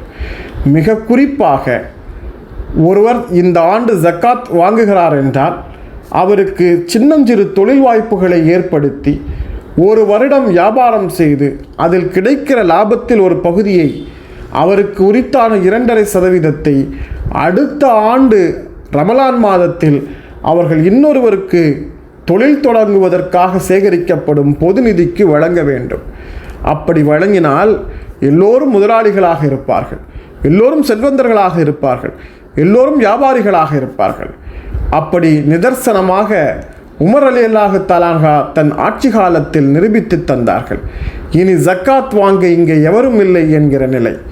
இதோ அந்த ஜக்காத் தகுதியுடையவர்கள் இனி எவரும் இல்லை என்னும் தலைப்பில் உரை வழங்குகிறார் இஸ்லாமிக் கேர்ள்ஸ் ஆர்கனைசேஷன் நாகர்கோயில் கிளை உறுப்பினர் அகமது மீராள் அவர்கள். அஸ்ஸலாமு அலைக்கும் ரஹ்மத்துல்லாஹி வபரகாத்துஹு. அல்ஹம்துலில்லாஹி ரப்பில் ஆலமீன். அஸ்ஸலாத்து வஸ்ஸலாமு அலா ரசூலிஹில் அமீன் வ அலா ஆலிஹி வ அஸ்ஹாபிஹி அஜ்மஈன் இலா யௌமித்தீன். ரப்பிஷ்ரஹ்லி சத்ரி வ யஸ்ஸிர்லி அம்ரி வஹ்லுல் உக்தத்தம் மின் லிசானி யஃப்கஹு கௌலி. அஊது பில்லாஹி மினஷ் ஷைத்தானிர் ரஜீம். பிஸ்மில்லாஹிர் ரஹ்மானிர் ரஹீம். وَإِنَّمَا تُوَفَّوْنَ وُجُورَكُمْ يَوْمَ الْقِيَامَةِ. நீங்கள் அனைவரும் உங்களின் கூலியை மறுமை நாள் அன்று தான் முழுமையாக பெறுவீர்கள். ஸதகல்லாஹுல் அலியுல் அலீம். இந்த நாடு இறைவனுடையது, நாட்டு மக்கள் இறைவனின் குடிமக்கள். நான் இவர்களுக்கு பொறுப்பாளனாக நியமிக்கப்பட்டுள்ளேன். நான் என் பொறுப்பை சரிவர நிறைவேற்றுகின்றேனா என்று என் இறைவன் என்னை கண்காணித்து கொண்டிருக்கின்றான். நாளை மறுமையில் என் இறைவன் இது குறித்து கேட்டால் என்ன பதில் சொல்வேன்? இந்த கேள்வித்தான் 2ஆம் ஹலீஃபா உமர் ஹத்தாப் ரலியல்லாஹு அன்ஹு அவர்களை தூங்கவிடாமல் செய்தது. இந்த கேள்வியின் பாரத்தை, கனத்தை உணர்ந்து கொண்டதால் அவர்கள் தங்கள் ஆட்சியில் எவ்வாறு செயல்பட்டார்கள், அதன் விளைவு என்னவாய் இருந்தது என்று பார்ப்போம். உமர் ரலியல்லாஹு அன்ஹு அவர்கள் நபி ஸல்லல்லாஹு அலைஹி வஸல்லம் அவர்களால் நேரடியாக பயிற்றுவிக்கப்பட்டவர்கள். ஆட்சி பொறுப்பு ஏற்ற ஆரம்பம் முதலே அவர்களின் ஒவ்வொரு செயலிலும் இஸ்லாம் வெளிப்பட்டது. அநீதி இழைக்கப்பட்டவர்களின் துஆ அல்லாஹ்வினால் நேரடியாக அங்கீகரிக்கப்படும் என்பதால் நீதியை நிலைநாட்டுவதில் உறுதியுடன் செயல்பட்டார்கள். நீதிக்கு முன் அனைவரும் சமம் என்ற விதி கண்டிப்புடன் பேணப்பட்டது. ஆட்சியாளர், குடிமகன், முஸ்லிம் அல்லாதார் என்ற எந்த பாகுபாடுமின்றி அனைவருக்கும் ஒரே மாதிரியான நீதி வழங்கப்பட்டது. இவர்களின் நீதி மிகவும் போற்றப்படத்தக்கதாய் விளங்கியதால் அல் ஃபாரூக் என்னும் பெயரையும் பெற்றார்கள். அதேபோல் நாட்டு மக்கள் நிம்மதியுடனும் அமைதியுடனும் வாழ்வதற்கு பொருளாதாரம் மிகவும் முக்கியம் என்ற காரணத்தை உணர்ந்து பொருளாதாரத்தை மேம்படுத்தவும் பல முயற்சிகளை மேற்கொண்டார்கள். விவசாய நிலங்களை அபிவிருத்தி செய்து மக்களை விவசாயத்திற்கு ஊக்கப்படுத்துதல், வாணிபத்தை ஊக்கப்படுத்த புதிய சந்தைகளை உருவாக்குதல், பசியால் ஒருவரும் வாடிவிடக்கூடாது என்பதால் புலம்பெயர்ந்த மக்களுக்கு கூட உணவு, உடை, நிதி போன்றவற்றை அரசு உதவியிலிருந்தே நேரடியாக வழங்குதல், பைத்துல் மால் மூலம் ஏழைகள், முதியோர், விதவைகள் இவர்களுக்கு உதவி, இத்தகைய பல திட்டங்கள் மூலம் மக்களை பொருளாதாரத்தில் தன்னிறைவு பெற்றவர்களாய் ஆக்கினார்கள். ஆம், ஜக்காத்து வாங்குவதற்கே ஆளில்லை என்ற நிலை உமர் ரலியல்லாஹு அன்ஹு அவர்கள் காலத்தில் ஏற்பட்டது. இரவு நேர ரோந்தின் போது ஒரு ஏழை குடும்பம் பசியால் தவிப்பதைக் கண்டு மாபெரும் சாம்ராஜ்யத்துக்கே அதிபதியாக இருந்தும் கூட உணவு மூட்டையை தானே முதுகில் சுமந்து வந்து கொடுத்தது, பிரசவ வேதனையால் துடித்த ஏழை பெண்ணுக்கு தன் மனைவியையே வரச் சொல்லி பிரசவம் பார்த்தது, இராணுவத்துக்கு சென்ற தன் கணவனை நினைத்து ஒரு பெண் இரவு நேரத்தில் புலம்பியதை அறிந்து இராணுவ வீரர்களும் குடும்பத்துடன் கழிப்பதற்கு வசதியாக இராணுவ விதிகளை மாற்றியது, இது போன்ற செயல்கள் உமர் ரலியல்லாஹு அன்ஹு அவர்கள் எவ்வாறு இஹ்லாசுடன் செயல்பட்டார்கள் என்பதை நமக்கு உணர்த்துகிறது. இதன் விளைவு மிகச்சிறந்த ஆட்சியாளர் என்று இன்றளவும் உலக மக்களால் நினைவு கூறப்படுகின்றார்கள் உமர் ரலியல்லாஹு அன்ஹு அவர்கள். மறுமையிலும் சொர்க்கத்துக்கு நன்மாராயம் கூறப்பட்டவர்களில் ஒருவராக திகழ்கின்றார்கள்.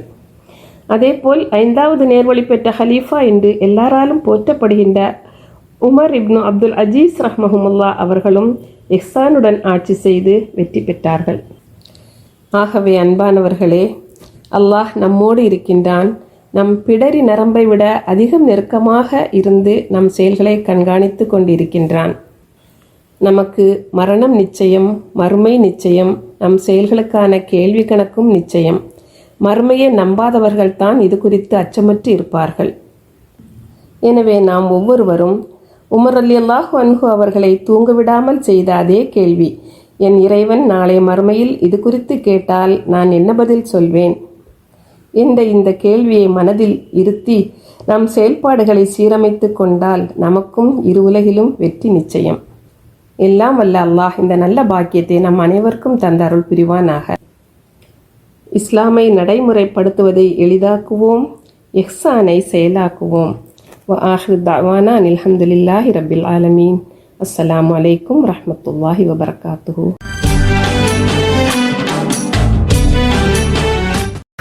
யார் பரம ஏழை என்று நீங்கள் ஒருவரை அழைத்து கேட்டு பாருங்கள். அடுத்த வேளை உணவுக்கு சாப்பாடு இல்லாதவர் என்று சொல்வார். சரி, வேறு யார் என்று கேட்டு பாருங்கள். உடுத்துவதற்கு சரியான உடை இல்லாதவர்கள் என்று சொல்வார். சரி, வேறு யார் என்று கேட்டு பாருங்கள். தங்குவதற்கு நல்ல இடம் இல்லாதவர்கள் என்று சொல்வார்கள். இதே கேள்வியை பெருமானாரிடம் கேட்டார்கள், யார் பரம ஏழை என்று. அதற்கு பெருமானார் சொன்ன பதில் என்ன? இதோ ஈரோடு அல்லமின் மெட்ரிக் பள்ளி மாணவி ஹாசின் ஹனா அவர்கள் யார் பரம ஏழை என்ற தலைப்பில் உரை வழங்குகிறார்.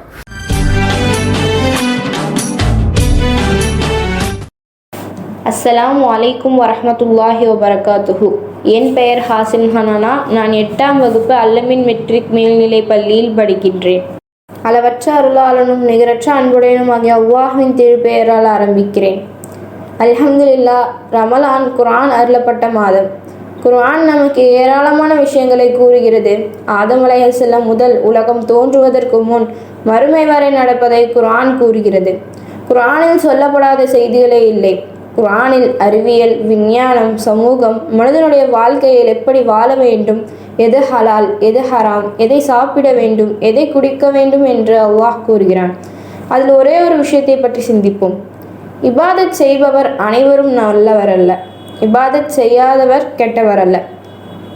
இஸ்லாமிய மார்க்கத்தில் 2 வகை உண்டு. ஒன்று ஹுகூகுல்லா, இறைவனுக்கு செய்ய வேண்டிய கடமை. 2வது ஹுகூகுல் இபாத், மனிதர் பிற மனிதருக்கு செய்ய வேண்டிய கடமை. சுருக்கமாக ஒரு சம்பவம் சொல்கிறேன். நபி ஸல்லல்லாஹு அலைஹி வஸல்லம் சஹாபாக்கள்கிட்ட கேட்டாங்க, பரம ஏழைகள்லாம் யார் அப்படின்னு. அதுக்கு அந்த சஹாபாக்கள் சொன்னாங்க, காசு பணம் இல்லாதவங்க தான் பரம ஏழைகள் அப்படின்னு. அதுக்கு நபி ஸல்லல்லாஹு அலைஹி வஸல்லம் சொன்னாங்க, காசு பணம் இல்லாதவங்க பரம ஏழைகள் கிடையாது. அவங்க மறுமையில் மூட்டை மூட்டையாக நன்மைகளை சுமந்துட்டு அல்லாஹ்ட்ட செல்வாங்க. எந்த அளவுக்கு அப்படின்னா அல்லாஹ் அதை பார்த்து அவங்களுக்கு டைரெக்டாக சொர்க்கத்தை கொடுத்துருவான். ஆனால் இந்த மக்களுக்கு பின்னாடி சில மக்கள் வருவாங்க. அவங்க என்ன சொல்லுவாங்கன்னா, முன்னாடி போனார் இல்லையா, அவர் என்னை ஒரு நாள் அடித்தார், ஒரு நாள் இன்னொருத்தர் என்ன சொல்லுவார்னா, என்னை இவர் மனம் புண்படி பேசினார், இன்னொருத்தர் என்ன சொல்லுவார்னா, இவர் என்னை ஏமாற்றினார் அப்படின்னு சொல்லுவார். அப்போ அல்லாஹ் என்ன பண்ணுவானா, முன்னாடியே நன்மைகளை சுமந்துட்டு வந்தாங்கல்ல, அவங்கள்ட்ட இருந்து நன்மைகளை இவங்கள்ட்ட பங்கு பிரித்து கொடுத்துருவான். அப்போது பின்னாடி வந்தவங்க நரகத்துக்குரியவங்களா தீமை செஞ்சுருந்தாலும் இவங்களுடைய தீமையை அல்லாஹ் அந்த மூட்டையை சுமந்துட்டு வந்தவங்கள்ட்ட கொடுத்துருவான், அவங்களுடைய நன்மைகளை இவங்கள்ட்ட கொடுத்துருவான். அப்போது சொர்க்கம் போக வந்தவர் நரகத்துக்கு போயிடுவார், இவங்க நரகத்துக்குரியவங்க அவங்க சொர்க்கத்துக்கு போயிடுவாங்க. இப்போ இதிலேருந்து என்ன தெரியுதுன்னா, என்னதான் நன்மையை நம்ம சுமந்துட்டு போனாலும் அதுக்கு பிரயோஜனம் இல்லாமல் இருக்கிறவன் தான் பரம ஏழை அப்படின்னு நபி ஸல்லல்லாஹு அலைஹி வஸல்லம் அவங்க சொல்கிறாங்க. இபாதத் செய்யக்கூடிய முஸ்லீம்கள் பெரிய பாவங்கள் எல்லாம் செய்கிறதில்ல. உதாரணமாக கொலை செய்கிறது கிடையாது, வட்டி வாங்கிறது கிடையாது, விபச்சாரம் செய்வது கிடையாது, ஆகிய பெரும்பாவெல்லாம் இவங்க செய்கிறது கிடையாது. ஆனால் மற்றவர்களை இழிவாக பேசுவது மட்டும் சர்வ சாதாரணமாக பேசுகிறாங்க. அதனால் மனம் புண்பட்டு அவர்கள் அவங்க மனதுக்குள்ளேயே வைத்து அழுகிறார்கள். அது நாம் யாரும் பார்ப்பதில்லை, எல்லாம் வல்ல அல்லாஹ் பார்க்கிறான். அப்படிப்பட்டவர்கள் அவர்களை மன்னிக்கும் வரையில் அல்லாஹ் அவர்களை மன்னிக்க மாட்டான். நோன்பு என்பது வயிறு மட்டும் பசியாக இருப்பதல்ல, நம் உடல் உறுப்புகள், கண், நாவு அனைத்தும் ஹராமான விஷயத்தை பார்க்காமல் ஹராமான விஷயத்தை பேசாமல் இருப்பதே முழுமையான நோன்பாகும். இன்ஷா அல்லாஹ் இந்த ரமணானில் நாம் எல்லாரும் ஹலாலான நோன்பை வைத்து அல்லாஹுடைய நன்மக்களாகும் என்று கூறி விடைபெறுகிறேன். அஸ்ஸலாமு அலைக்கும் வரஹ்மத்துல்லாஹி வபரகாத்துஹு. தமிழ்நாட்டில் சட்ட உதவி தேவைப்படுகிறதா? சொத்து பிரச்சனை, குடும்ப விவகாரம், கடன் வசூல் அல்லது பிசினஸுக்கான சட்ட ஆலோசனையா? நீங்கள் இந்தியாவில் இருந்தாலும் சரி, வெளிநாட்டில் இருந்தாலும் சரி, உங்களுக்கான நம்பகமான சட்ட துணை லீகல் ஐசி கன்சல்டன்சி. தமிழ்நாட்டை தளமாக கொண்டு தனிநபர்கள், நிறுவனங்கள் மற்றும் வெளிநாட்டு தமிழர்களுக்கான சட்ட சேவைகளை வழங்குகிறோம். Property matters, civil disputes, legal documentation மற்றும் கார்ப்பரேட் லீகல் சப்போர்ட் அனைத்திற்கும் தெளிவான ஆலோசனை, நேர்மையான செயல்முறை, வெளிநாட்டு தமிழர்களுக்காக UAE-யில் தனிப்பட்ட அலுவலகம். உங்கள் பிரச்சனையை நாங்கள் புரிந்து கொள்கிறோம். இப்பொழுதே www.legalic.com-க்கு செல்லுங்கள் அல்லது கால் அல்லது வாட்ஸ்அப் 7358878575. Legal IC consultancy. நீதிமன்றத்தில் வலிமை, ஆலோசனையில் தெளிவு. எதிரிகளோடு போரிட்டு இஸ்லாத்தை பாதுகாக்க வேண்டும் என்கிற நிர்பந்தம் வந்தபோது முன்பின் ஆயுதங்களை கையாண்டு பழக்கம் இல்லாதவர்கள் பெருமானாரின் பின்னால் போர் தொடுக்க அணிதிரண்டார்கள். போதுமான ஒட்டகைகள் இல்லை, போதுமான குடிநீர் இல்லை, நோன்பு கடமையாகி தாகித்து வறண்டு போன மனநிலை, உடலில் தளர்ச்சி, எதையும் பொருட்படுத்தாமல் களம் கண்டு இஸ்லாத்தின் முதல் வெற்றி கண்ட அந்த பத்ரு சஹாபாக்கள் நினைவு தினம். பத்ரு சஹாபாக்கள் இறைவனின் நேசக்கரம் பெற்றவர்கள். இதோ இஸ்மாயில் சிராஜ் தரும் ஓர் அழகான பாடல்.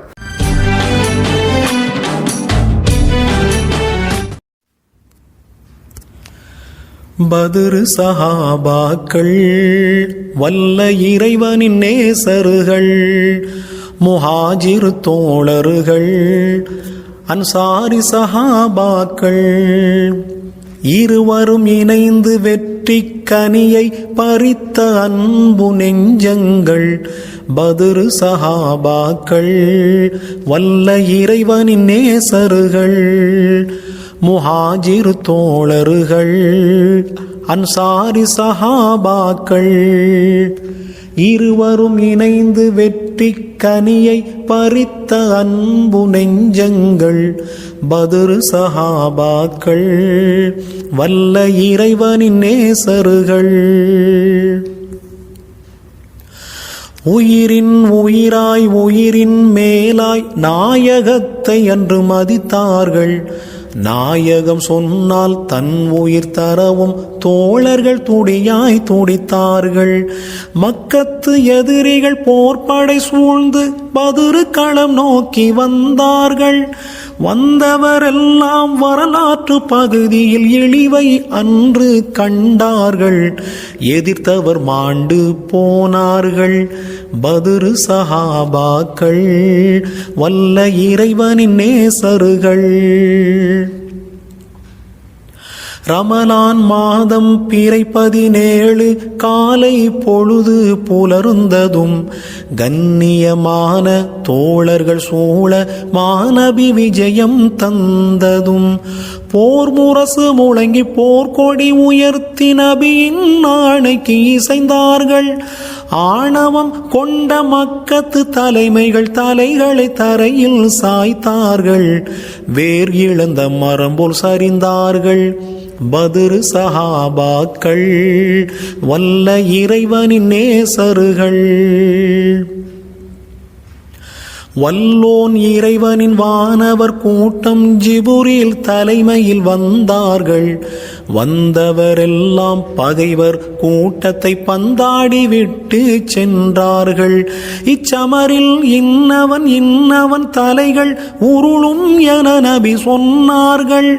மாண்டு போன அந்த சடலம் முழுதையும் பாழும் கிணற்றில் எரிந்தார்கள். அந்த பாவிகளை நபிகள் வெறுத்தார்கள். பதுரு சஹாபாக்கள் வல்ல இறைவனின் நேசர்கள். தோள் கொடுத்த தோழர் சிலரை நபிகள் போரின் போது இழந்தார்கள். உயிரை துறந்த சுஹதா பெருமக்கள் சுவனத்தில் உலவ கண்டார்கள்.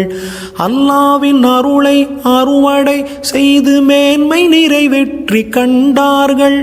அல்லாஹு அக்பர் தக்பீர் முழங்க சரித்திர சாதனை புரிந்தார்கள். சத்தியம் நிலைத்திட உழைத்தார்கள். பதுரு சஹாபாக்கள் வல்ல இறைவனின் நேசர்கள். போரில் கலந்த தோழர்கள் யாவரும் இறைவனின் பொருத்தத்தை சுமந்தார்கள். முன்பின் பாவங்கள் மன்னிக்கப்பட்டு தூய ஆத்மாவாய் உயர்ந்தார்கள். மாநபிகள் சபையில் பதுரு தோழர்கள் கண்ணியம் அடைந்தே வந்தார்கள். வையகம் உள்ள காலங்கள் யாவும் நினைவில் நிலையாய் நின்றார்கள். உயிரை உரமாய் தந்தார்கள். தீன் செழித்திட உரமாய் போனார்கள். பதுரு சஹாபாக்கள் வல்ல இறைவனின் நேசர்கள். முஹாஜிர் தோழர்கள் அன்சாரி சஹாபாக்கள் இருவரும் இணைந்து வெற்றி கனியை பறித்த அன்பு நெஞ்சங்கள். பதுரு சஹாபாக்கள். உலக முஸ்லிம்கள் அனைவரும் ஒவ்வொரு வக்திலும் தொழுகையில் ஒவ்வொரு ரகாயத்திலும் மீண்டும் மீண்டும் ஓதிக்கொண்டிருப்பது அல் ஃபாத்திஹா என்னும் அல்ஹம்து சூரா. இந்த சூறாவை நாம் ஓதும் போதே அதன் பொருள் நம் நினைவுக்கு வருகிறதா என்பதை பரிசோதித்து பார்க்க வேண்டும். அதன் பொருளை நமக்கு அர்த்தமாக சொல்லித் தந்தார்கள், விளக்கமாக சொல்லித் தந்தார்கள். இதோ திட்டச்சேரி அபு சலாமுதீன் கவிஞர் இப்போது அல்ஹம்தின் அர்த்தத்தை கவிதையாக்கி தருகிறார்.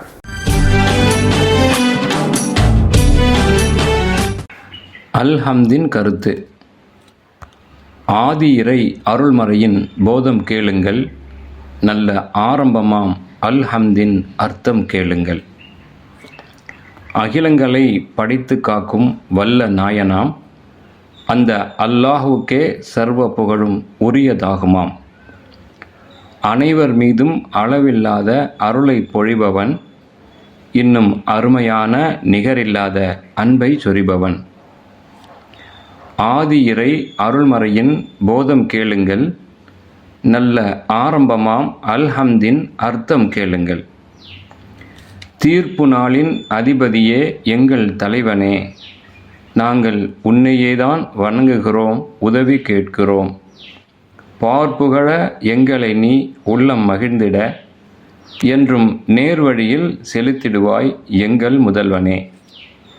ஆதி இறை அருள்மறையின் போதம் கேளுங்கள், நல்ல ஆரம்பமாம் அல்ஹம்தின் அர்த்தம் கேளுங்கள். எவர்கள் உந்தன் கோபம் தாங்கி இந்த புவியிலே அன்று இழிந்த வழியில் நடந்திட்டாரோ அந்த வழியல்ல, எவர்கள் மீது அருள் புரிந்து நேரிய வழியில் இங்கு செலுத்தினாயோ அந்த வழியில் எம்மை செலுத்துவாய். ஆதி இறை அருள்மறையின் போதம் கேளுங்கள், நல்ல ஆரம்பமாம் அல்ஹம்தின் அர்த்தம் கேளுங்கள். அஸ்ஸலாமு அலைக்கும். அரசியல், சினிமா, வர்த்தகம் எல்லாம் அழகாய் கொண்டு சேர்த்திட mega digital flex and banner. திருமண விளம்பரம், ஓடிங் போர்டுகள், உடனடி பேனர்கள் செய்திட mega digital flex and banner. Mega digital flex and banner, மவுண்டோ, அடையார், கோயம்பேடு மற்றும் திருவொற்றியூர். போன் 9400074666. ஜெய்ஹிந்த் என்னும் கம்பீரமான சொல் மனதுக்குள் உறங்கிக் கிடக்கும் தேசப்பற்றை தட்டி எழுப்பும் மந்திர சொல். இந்த சொல் நேதாஜி சுபாஷ் சந்திர போஸ் இந்திய தேசிய படையை உருவாக்கிவிட்டு இந்தியாவிற்காக ஆயுதம் ஏந்தி போராடுவதற்கு போர் வீரர்களை தயார்படுத்திவிட்டு அவர்களை கம்பீரமாக உற்சாகப்படுத்துவதற்காக சொன்ன மந்திர வார்த்தை ஜெய்ஹிந்த். இந்த வார்த்தையை இப்போது பாசிச சக்திகள் தனக்கான மந்திர சொற்களாக பயன்படுத்தி கொண்டிருக்கிறார்கள். ஜெய்ஹிந்த் என்னும் வார்த்தையை தமிழர்களும் குறிப்பாக முஸ்லிம்களும் பயன்படுத்துவதில்லை. இது ஹிந்தி மற்றும் சமஸ்கிருத மொழி கலப்பில் உருவாக்கப்பட்ட சொல். ஜெய்ஹிந்த் என்பதற்கு இந்தியா வெல்க என்பதுதான் பொருள்.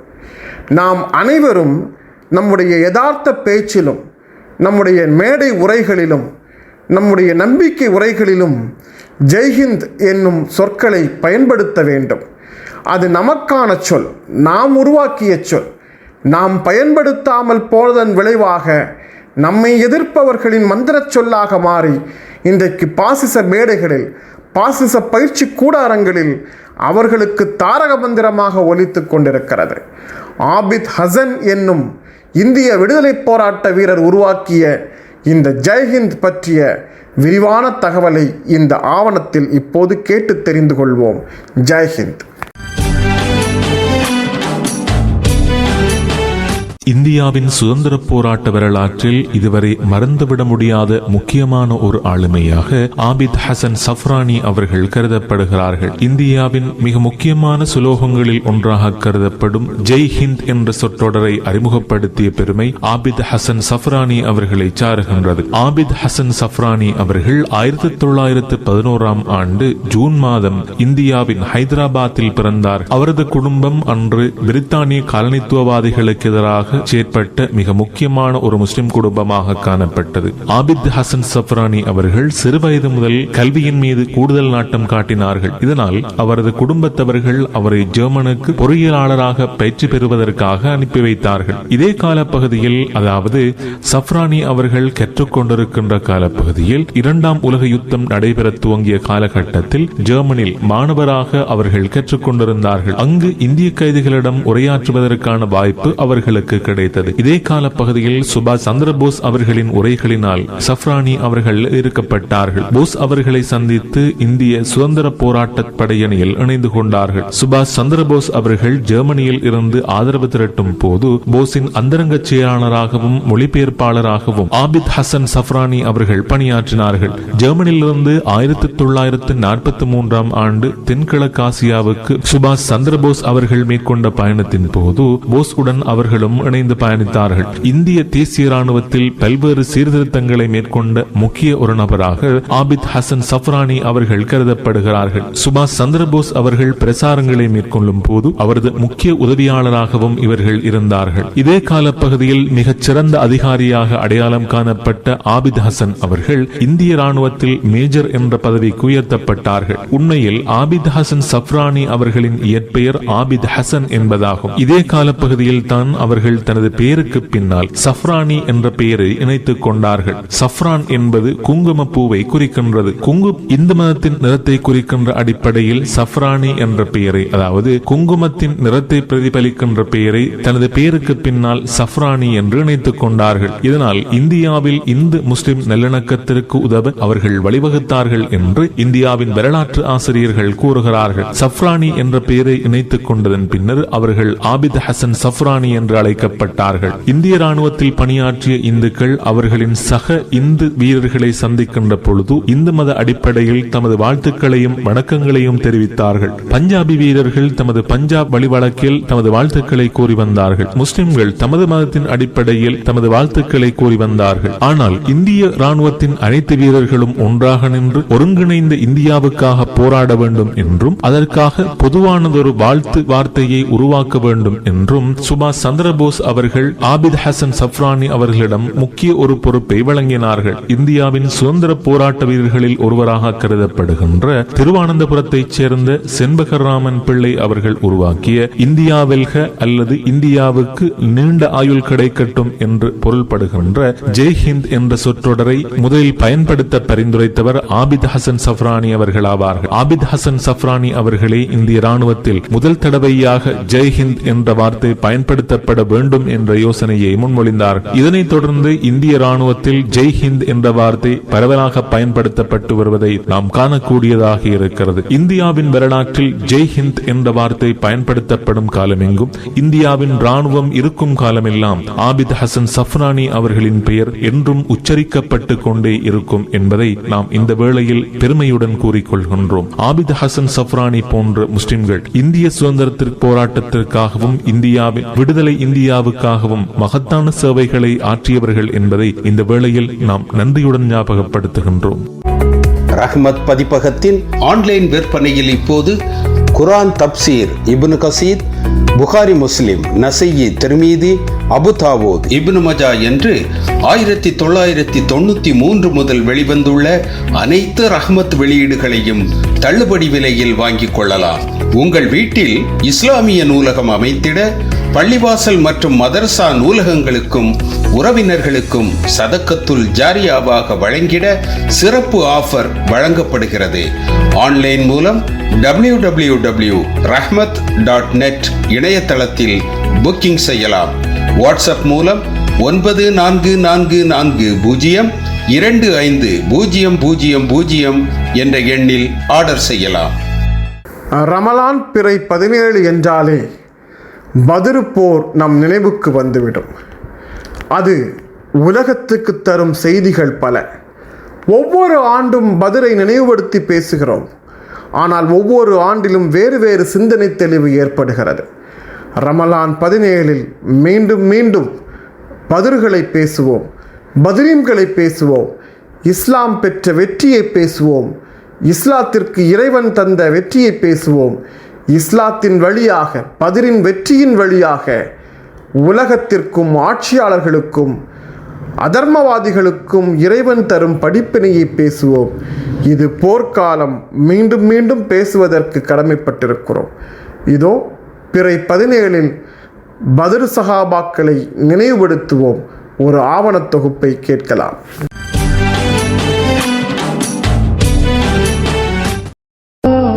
அஸ்ஸலாமு அலைக்கும் வரஹ்மத்துல்லாஹி வபரகாத்துஹு. அல்ஹம்துலில்லாஹி ரபில் ஆலமீன். அஸ்ஸலாத்து வஸ்ஸலாமு அலா சய்யிதுல் முர்சலீன் முஹம்மதின் வ அலா ஆலிஹி வ ஸஹாபிஹி அஜ்மஈன். அல்ஹம்துலில்லாஹி ரபில் ஆலமீன். இன்ஷா அல்லாஹ் இன்றைக்கு நாம் பார்க்க உள்ள தலைப்பு ரமலான் 17 நினைவு கூறக்கூடிய பத்ர் போர். இன்ஷா அல்லாஹ் பத்ரு என்பது ஒருவருடைய பெயர். இவர் மதினாவிலிருந்து கிழக்கே 200 மைல் தொலைவில் கிணறு ஒன்று தோண்டினார். இந்த கிணற்றின் பெயரும் பத்ரு தான். இந்த இடத்துல தான் இஸ்லாமிய முதல் யுத்தம் நடைபெற்றது. இந்த இடத்துல சஹாபாக்கள் யுத்தம் செய்த காரணத்தால் பத்ரு சஹாபாக்கள் என்று அழைக்கப்பட்டாங்க. இன்னும் இந்த யுத்தம் நடந்த மாதம் ரமலான் பிறை 17 வெள்ளிக்கிழமை ஹிஜ்ரி 2 ஆங்கில கேலண்டர் முறைப்படி ஜனவரி 11 624 வருடம் நடைபெற்றது. இந்த யுத்தத்தின் போது சஹாபாக்களிடம் 2 குதிரைகளும் 207 அன்சாரிகளும் 106 முஹாஜிர்களும் தான் இருந்தாங்க. ஆனால் எதிரிகளிடத்துல 1000 வீரர்களும் 200 குதிரைகளும் 600 போர் சட்டைகளும் இருந்தது.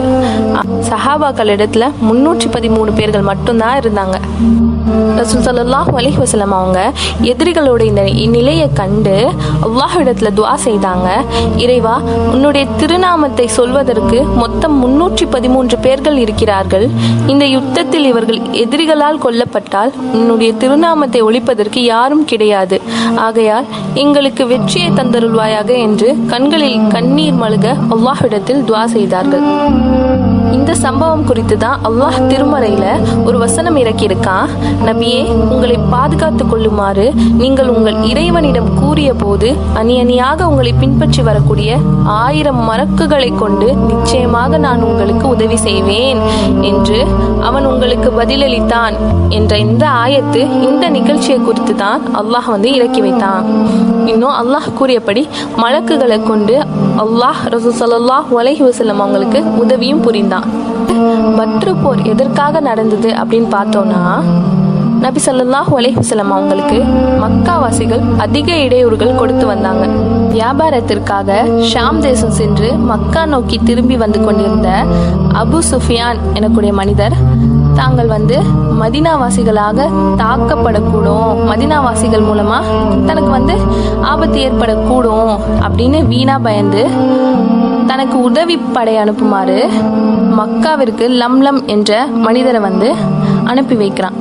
முஹம்மதும் அவங்களுடைய கூட்டத்தினரும் வழிமறித்து பொருள்களை கொள்ளையடிக்க போறாங்க அப்படின்னு சொல்லி அந்த லம்லம் என்ற மனிதனை அனுப்பி வைக்கக்கூடியவங்களாக இருக்காங்க. அப்போ அபுஜஹல் என்பவன் தன்னுடைய படையோட வேகமா இந்த செய்தியை கேட்டு மதீனாக்கு புறப்பட்டு வந்தான்.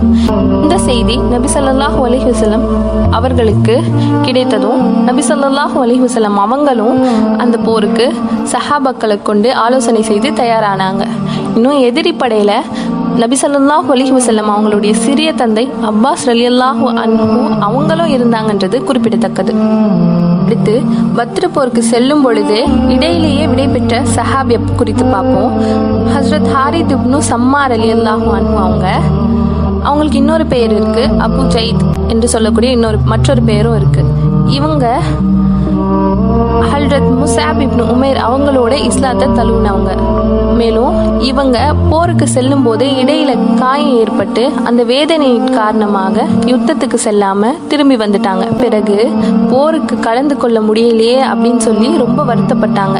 நபி ஸல்லல்லாஹு அலைஹி வஸல்லம் பத்ரு யுத்தம் முடிந்து திரும்பி வரும்போது இவங்க வருத்தப்படுவதை தெரிந்து, நீங்க வருத்தப்பட வேண்டாம், பத்ரு யுத்தத்துல கிடைத்த பொருள்ல உங்களுக்கும் ஒரு பங்கு தரேன், இன்னும் நீங்க போர்ல கலந்து கொள்ளாவிட்டாலும் போர்ல கலந்த நன்மை உங்களுக்கு கிடைக்கும் அப்படின்னு சொல்லி அவங்களுக்கு ஆறுதல் கூறினாங்க. போர்ல நடந்த மற்றொரு சம்பவம், ஹாரித் அலி அவங்க பத்ரு யுத்தத்துல ஷஹீதானவங்க. இவர் தான் பத்ரு யுத்தத்தின் போது முதலா சஹாபாக்களோட குதிரை மீது ஏறி போருக்கு சென்றவர். இவர் சென்று கொண்டிருக்கும் போதே இவருக்கு தண்ணீர் தாகம் ஏற்பட்டது. குதிரையிலிருந்து இறங்கி ஊற்றுக்கு தண்ணீர் எடுத்து குடிக்க போகும்போது எதிரிகளால அம்பு எய்தி கொல்லப்பட்டார். ஆனா அவர் தண்ணீர் குடிப்பதற்கு முன் அம்பு கழுத்துல பட்டதால தண்ணீர் குடிக்காமலேயே ஷஹீதானாங்க. முடிந்து வரும் பொழுது ஹாரித் அலி அவங்களுடைய தாயார் நபி ஸல்லல்லாஹு அலைஹி வஸல்லம் அவங்களிடத்துல, என்னுடைய மகன் எங்கிருக்கிறார், சொர்க்கத்தில் தான் இருக்கிறாரா அல்லது வேறு இடத்துல இருக்கிறாரா என்று அழுது கொண்டே கேட்டாங்க. அதற்கு நபி ஸல்லல்லாஹு அலைஹி வஸல்லம் அவங்க, ஏன் இப்படி கேட்குறீங்க, ஒரு சொர்க்கம் மட்டுமா இருக்கு, பல சொர்க்கங்கள் இருக்கு, அதுல உயர்ந்த சொர்க்கமான ஜன்னத்துல் ஃபிர்தௌஸ்ல உங்களுடைய மகன் இருக்கிறார் அப்படின்ட்டு அவங்களுடைய தாயாருக்கு ஆறுதல் கூறினார். இன்னும் அவங்க தாயார் இந்த விஷயத்தை கேட்டதும் பெருமையோடு சென்றாங்க. இன்னும் இந்த பத்ரு யுத்தத்துல ஒரு சஹாபி எதிரிய போய் வெட்டும் பொழுது அதற்கு முன்னாலேயே அவங்களுடைய தலை கீழே விழுந்துச்சான். இதை பற்றி நபி ஸல்லல்லாஹு அலைஹி வஸல்லம் அவங்களிடத்துல வினவிய போது அவங்க யார் அப்படின்ட்டு கேட்ட பொழுது நபி ஸல்லல்லாஹு அலைஹி வஸல்லம் அவங்க சொல்றாங்க, அவங்கள வெட்டினது வந்து ஒரு மலக்கு அப்படின்னு நபி ஸல்லல்லாஹு அலைஹி வஸல்லம் அவங்க சொல்கிறாங்க. இன்னொரு சஹாபி எதிரியோட பின்னாடி சென்று கொண்டிருக்கும் பொழுது எதிர்பாராத முறையில் வந்து உக்தும் யா கைஸ் என்ற சத்தம் வந்து அவங்க கேட்டாங்க. அப்பொழுது அந்த எதிரி மூக்கடைந்து மரணித்த வண்ணம் வந்து இவங்க முன்னாடி விழுந்தாங்க. இதனை குறித்து ரசூல் ஸல்லல்லாஹு அலைஹி வஸல்லம் அவங்களிடத்துல கேட்ட பொழுது இவர்களை வந்து விழ செய்தது யார் அப்படின்னு ரசூல் ஸல்லல்லாஹு அலைஹி வஸல்லம் அவங்களிடத்துல கேட்ட பொழுது மலாய்க்கத்துமார்கள் தான் அப்படின்ட்டு ரசூல் ஸல்லல்லாஹு அலைஹி வஸல்லம் அவங்க கூறினாங்க. இன்னும் கைஸ் என்பது மலக்குமார்கள் அவங்களுடைய குதிரையுடைய பெயராகும் அப்படின்னு கூறினாங்க. இந்த போர்ல கணவனை இழந்த அப்ஸா ரலியல்லாஹு அன்ஹா அவங்களுக்கு நபி ஸல்லல்லாஹு அலைஹி வஸல்லம் அவங்க கணவனானாங்க. நபி ஸல்லல்லாஹு அலைஹி வஸல்லம் அவங்க அப்ஸா ரலியல்லாஹு அன்ஹா அவங்கள மனம் முடித்தாங்க. அடுத்து அபூபக்கர் ரலியல்லாஹு அன்ஹு அவங்க ஈமான் கொண்ட அதே நேரத்தில் அபு உபைத் அவங்களும் ஈமான் கொண்டாங்க. நபி ஸல்லல்லாஹு அலைஹி வஸல்லம் அவங்க இவங்களை பார்த்து உம்மத்மார்களுக்கு நம்பிக்கையாளர் அப்படின்னு சொன்னாங்க. இவங்க பத்ரி யுத்தத்தில் கலந்து கொண்ட பொழுது அவருடைய தகப்பனாரும் அவருடைய எதிர்த்தரப்பில் வந்து கலந்து கொண்டிருந்தாங்க. இந்த யுத்தத்தின் பொழுது தந்தை என்று கூட பார்க்காம ஈமானுக்காக ஈமானுடைய உறுதியில் தந்தையை வந்து வெட்டி வீழ்த்தினாங்க. இவங்க தான் அபு உபைத் ரலியல்லாஹு அன்ஹு அவங்க. ஆக இந்த போர்ல 70 பேர் கைதியானாங்க. அவங்கள 45 நபர்கள் மட்டும் இஸ்லாத்தை வந்து தழுவுனாங்க. இன்னும் 14 பேர் ஷஹீதானாங்க இந்த போர்ல. இறுதியாக நபி அவர்கள் பத்ரு போரின் போது ஓதிய திக்ரை பார்ப்போம். நபி ஸல்லல்லாஹு அலைஹி வஸல்லம் அவங்க பத்ரு யுத்தத்திற்கு செல்வதற்கு முதல் நாள்ல இருந்தே அன்று அதிகாலை வர யா ஹய்யூ யா கய்யூம் என்ற திக்ரை அதிகமாக செய்யக்கூடியவங்களாக இருந்தாங்க. நாமும் இந்த திக்ரை நம்முடைய நோக்கங்களை நினைத்து திக்ரு செய்து வருவோமே ஆனால் நமக்கு வெற்றி கிடைக்கும் இன்ஷா அல்லாஹ். எனவே இந்த பத்ருடைய தினத்துல இன்ஷா அல்லாஹ் ரமலான் 17வது பத்ரு சஹாபாக்களுடைய தினத்தன்று அவங்கள நினைவு கூறி இன்னும் அமல் செய்யக்கூடியவங்களாக ஆக வல்ல ரஹ்மான் அருள் புரிவானாக. வ ஆஹிர தஹ்வான் அனில் ஹம்துலில்லாஹி ரபில் ஆலமீன்.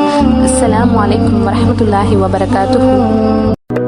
உலக தமிழ் இதயங்களில் இடம் பிடித்த இசை முரசு FM இணைய வானொலியில் சிறு குறு வணிகர்கள் வியாபாரிகள் குறைந்த கட்டணத்தில் விளம்பரம் செய்ய தொடர்பு கொள்ளலாம். இயக்குனர் இசை முரசு FM இணைய வானொலி 9080475780. நேயர்களே, இந்த ரமலான் வசந்தம் நிகழ்ச்சி நிறைவு பகுதிக்கு வந்திருக்கிறோம். இந்த நிகழ்ச்சியில் இடம்பெற்ற அனைத்து தகவல்களும் தங்களுக்கு பயனுள்ளதாக இருந்திருக்கும் என்று நம்புகிறோம். இந்த நிகழ்ச்சி குறித்த உங்களின் மேலான கருத்துக்களையும் விமர்சனங்களையும் நாங்கள் எதிர்பார்க்கிறோம். வாட்ஸ்அப் மற்றும் சோசியல் மீடியா கமெண்ட்ஸ் வழியாக தெரியப்படுத்துங்கள். இந்த நிகழ்ச்சியை கேட்டு ரசித்தவர்களுக்கும் பங்கேற்றவர்களுக்கும் நன்றி சொல்லி மீண்டும் மற்றொரு நிகழ்ச்சியில் சந்திக்கும் முறை சலாம் சொல்லி விடைபெற்றுக் கொள்கிறோம். அஸ்ஸலாமு அலைக்கும்.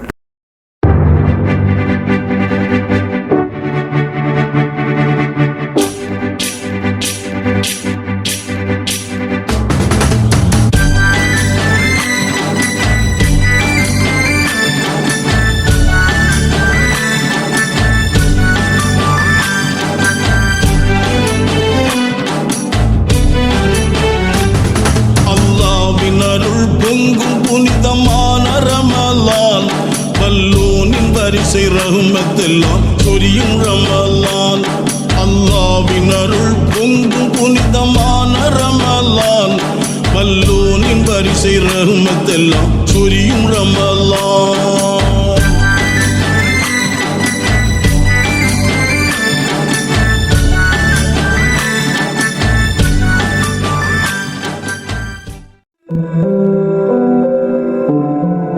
இணையதள தேரில் ஏறி உலகெல்லாம் வலம்பெறும் இசை முரசு வானொலி. இது இதயங்களை இணைக்கும் வானொலி.